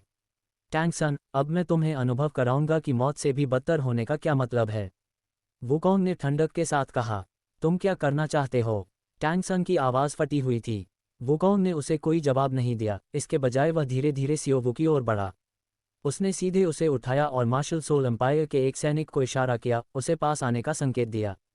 सर, आप क्या चाहते हैं कि मैं क्या करूं? सैनिक थोड़ा कांप रहा था। वह वुकोंग से बहुत डरा हुआ था। क्या तुम्हें लगता है कि यह लड़की सुंदर है? वुकोंग ने अपने हाथ में बेहोश सियोवू को लटकाया हुआ था। उसके होठों पर एक मुस्कान थी जब उसने सैनिक की ओर देखा। सुंदर, बहुत खूबसूरत। हालांकि सियोवू इस समय थकी हुई लग रही थी, फिर भी उसे असाधारण रूप से सुंदर माना जाता था। मैं तुम्हें एक मौका देता हूं। वुकोंग ने लापरवाही से सियोवू को सैनिक के सामने फेंक दिया। सर, यह क्या है? सैनिक के चेहरे पर एक बुरा भाव आया। इस स्थिति में अपने सामने ऐसी खूबसूरत लड़की को फेंके जाने पर, और ऊपर से वह बेहोश थी, ये किसी की कल्पना को पंख लगाने के लिए काफी था। तुम क्या सोच रहे हो? वह तुम्हारे लिए बहुत आसान होगा। हालांकि वह आदमी बहुत चिड़चिड़ा है, फिर भी तुम्हें उसे सियोवू को कुछ सम्मान देना होगा। वुकोंग ने इस पर विचार किया और सैनिक को ऐसा न करने देने का फैसला किया। बीबी डांग अपने जीवन में उस तरह की चीज से सबसे ज्यादा नफरत करती थी, जो कियान जुंजी ने उसके साथ किया था। अगर वुकोंग इस महत्वपूर्ण मोड़ पर ऐसा कुछ करता, तो इसमें कोई संदेह नहीं था कि बीबी डांग उससे और भी ज्यादा नफरत करने लगती। हालांकि यह मूल दुनिया नहीं थी, फिर भी वुकोंग के मन में इन लोगों के लिए बहुत भावनाएं थीं। ओह, ये सैनिक का चेहरा स्पष्ट रूप से थोड़ा निराश था। इसे उठाओ, इसे उस नीले बालों वाले लड़के के पास ले जाओ। मैं चाहता हूं कि वह अपनी आंखों के सामने अपने प्यार को राख बनते हुए देखे। वुकोंग ने तेवर से कुर्रे और उसके मुंह से एक ठंडी आवाज निकली, जिससे लोग सिहर उठे। जल्दी करो, यहाँ मौजूद सभी लोगों के सामने, विशेष रूप से मेरे पैरों के नीचे पड़े इस नीले बालों वाले कचरे के सामने। जी जी, सैनिकों ने तुरंत आदेश माना। सियोवू को खींचकर टैंग सन के सामने ले आए। टैंग सन अपना हाथ बढ़ाकर सियोवू का चेहरा छूना चाहता था, उसकी चोटों की जांच करना चाहता था, लेकिन उसके हाथ पैर पहले ही टूटे हुए थे। वह केवल अपने शरीर की ताकत का उपयोग करके थोड़ा आगे बढ़ने की कोशिश कर सका। सियोवू, टैंग सन की आंखें दुख से भरी थीं। वह बेताबी से हाथ बढ़ाकर सियोवू को छूना चाहता था, लेकिन यह असंभव था। मैं बहुत समय से इस पैतरेक मूव को आजमाना चाहता था, वुकोंग की बर्फीली आवाज़ गूंजी। उसके शरीर पर मौजूद नीली आभा तुरंत गायब हो गई, जो उसके मांसल शरीर के भीतर कैद हो गई थी। उसकी दाहिनी हथेली में अचानक एक नीली ब्लू फ्लेम जल उठी। उसने अपना हाथ बढ़ाया और सियोवू की ओर इशारा किया। सबकी आंखों के सामने सियोवू का शरीर पारभासी अथियरियल होने लगा। इस पैंतरे को देखकर वहां मौजूद हर किसी की सांसें थम गईं। कियान रैंक्स्यू और हु लायना की खूबसूरत आंखें अविश्वास में फैल गईं, जबकि बीबी डांग की आंखों में गर्व की एक झलक दिखी। मौत से भी बदतर। वास्तव में यह मौत से भी बदतर था। जमीन पर पड़े टैंगसन ने बहुत फटी हुई आवाज निकाली, नहीं, सियोवू निर्दोष है। हेवन डाओ एम्पायर आत्मसमर्पण करता है। अगर तुम सियोवू को जाने देते हो तो मैं तुम्हें वह सब करने दूंगा जो तुम चाहो। टैंगसन ने पागलों की तरह वुकोंग से दया की भीख मांगी। अगर तुमने मार्शल सोल हॉल का विरोध नहीं किया होता, उसके दिल को ठेस नहीं पहुंचाई होती, उसके देवत्व को चकनाचूर नहीं किया होता, उसकी जान नहीं ली होती, तो शायद आज का परिणाम ऐसा नहीं होता, वुकोंग ने धीरे से कहा। उसके हाथ की ताकत बढ़ने लगी और वह बुदबुदाया, डिस्ट्रक्शन, विनाश। सियोवू की पारभासी आकृति बैंगनी ऊर्जा की धूल में बदलने लगी, जो युद्ध के मैदान में बहने वाली हवा के साथ धीरे धीरे बिखर गई। सही कहा, यह तकनीक बीरस की हकाई डिस्ट्रक्शन थी। ड्रैगन बॉल सुपर मंगा में वुकोंग ने एक बार फ्यूज्ड जमासू पर इस तकनीक का उपयोग किया था। नहीं, ऐसा मत करो, कृपया ऐसा मत करो। सियोवू, तुम जानवर हो। टैंगसन बस अपनी सारी डिवाइन पावर को जलाने और खुद को उड़ाने सेल्फ डेटोनेट वाला था। क्या वुकोंग उसे सफल होने देता? आभा की एक लहर नीचे आए और उसने सीधे उसकी अस्त व्यस्त डिवाइन पावर को दबा दिया। मैंने कहा था, मैं तुम्हारे जीवन को नरक बना दूंगा, इसलिए तुम धीरे धीरे इस लाइव प्रसारण को देख सकते हो। मेरी डिस्ट्रक्शन तकनीक आत्माओं को भी पूरी तरह से नष्ट कर सकती है। अगर मैं तुम्हें आज छोड़ भी दूं तो तुम उसे कभी पुनर्जीवित नहीं कर पाओगे।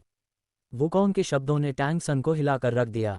नहीं, टैंगसन के शब्द अभी उसके मुंह से निकले ही थे कि उसे अपनी आंखों के सामने अंधेरा छाता हुआ महसूस हुआ। उसके सातों छिद्रों 7 ओरिफिसेस से खून बहने लगा। रक्त का सार ब्लड एसेंस उमड़ पड़ा और उसकी अस्त व्यस्त डिवाइन पावर, जिसे दबाया नहीं जा सका, अचानक मृत्यु सडन डेथ का कारण बनी। डिंग, लक्ष्य की मृत्यु का पता चला है। अब आप मूल डोलो दुनिया में लौट सकते हैं। इतनी जल्दी? मैंने अभी तक पर्याप्त लड़ाई नहीं की है। खैर, मैंने पहले ही काफ़ी कुछ कर लिया है। बीबी डांग और कियान रैंक्स्यू पहले ही जीत चुकी हैं। अगर मैं यहाँ रुका तो बीबी डांग शायद मुझसे नफरत करेगी। कृपया होस्ट के लिए समय चुनें। वुकोंग ने समय चुना और वापस जाने की तैयारी की। रुको, सिस्टम, मुझे एक आखिरी काम करने दो। वुकोंग ने अपनी आभा को शिखर तक पहुंचाया, अपनी ऑरा परसेप्शन को बढ़ाया। अंत में, इस विशाल ब्रह्मांड में उसने अनगिनत दैवीय शक्तियों वाले एक ग्रह को महसूस किया, वह तथाकथित गॉड रेल्म होना चाहिए। इस क्षण वुकोंग ने अपने हाथों को एक साथ मिलाया, अपनी कमर पर फूल जैसी आकृति बनाई। मी हा। डोलो स्टार से सीधे गॉड रेल्म की ओर प्रकाश की एक शानदार नीली किरण निकली। अनुमान था कि यह कुछ ही दिनों में गॉड रेल्म तक पहुंच जाएगी। भले ही गॉड रेल्म अपनी सारी ऊर्जा का उपयोग कर ले, वह इस हमले को रोक नहीं पाएगा। यदि गॉड रेल्म नष्ट हो गया तो गॉड रेल्म की बची हुई ऊर्जा कामेहामेहा के प्रक्षेपवक्र ट्रेजेक्टरी के साथ धीरे धीरे डोलो स्टार की ओर प्रवाहित होने लगेगी। इस तरह डोलो स्टार एक और स्तर तक ऊपर उठ सकेगा। यह आखिरी चीज थी जो वुकोंग कर सकता था। जहां तक ऑस्कर और निंगरोंग की बात है, वह उनकी चिंता नहीं करेगा। भले ही वुकोंग उनकी जान बख्श देता, बीबी डांग सहमत नहीं होती। वापस चलो। वुकोंग के आदेश के साथ उसने फिर से स्पेस टाइम टनल में प्रवेश किया। जाने से पहले उसने जल्दी से बीबी डांग, कियान रैंक्स्यू और हु लायना को चूमा। तीनों महिलाएं दंग रह गईं। बाय बाय, फिर मिलते हैं। क्या आप चाहते हैं कि मैं कहानी को यहाँ से आगे बढ़ाऊं या किसी और विषय पर चर्चा करूं?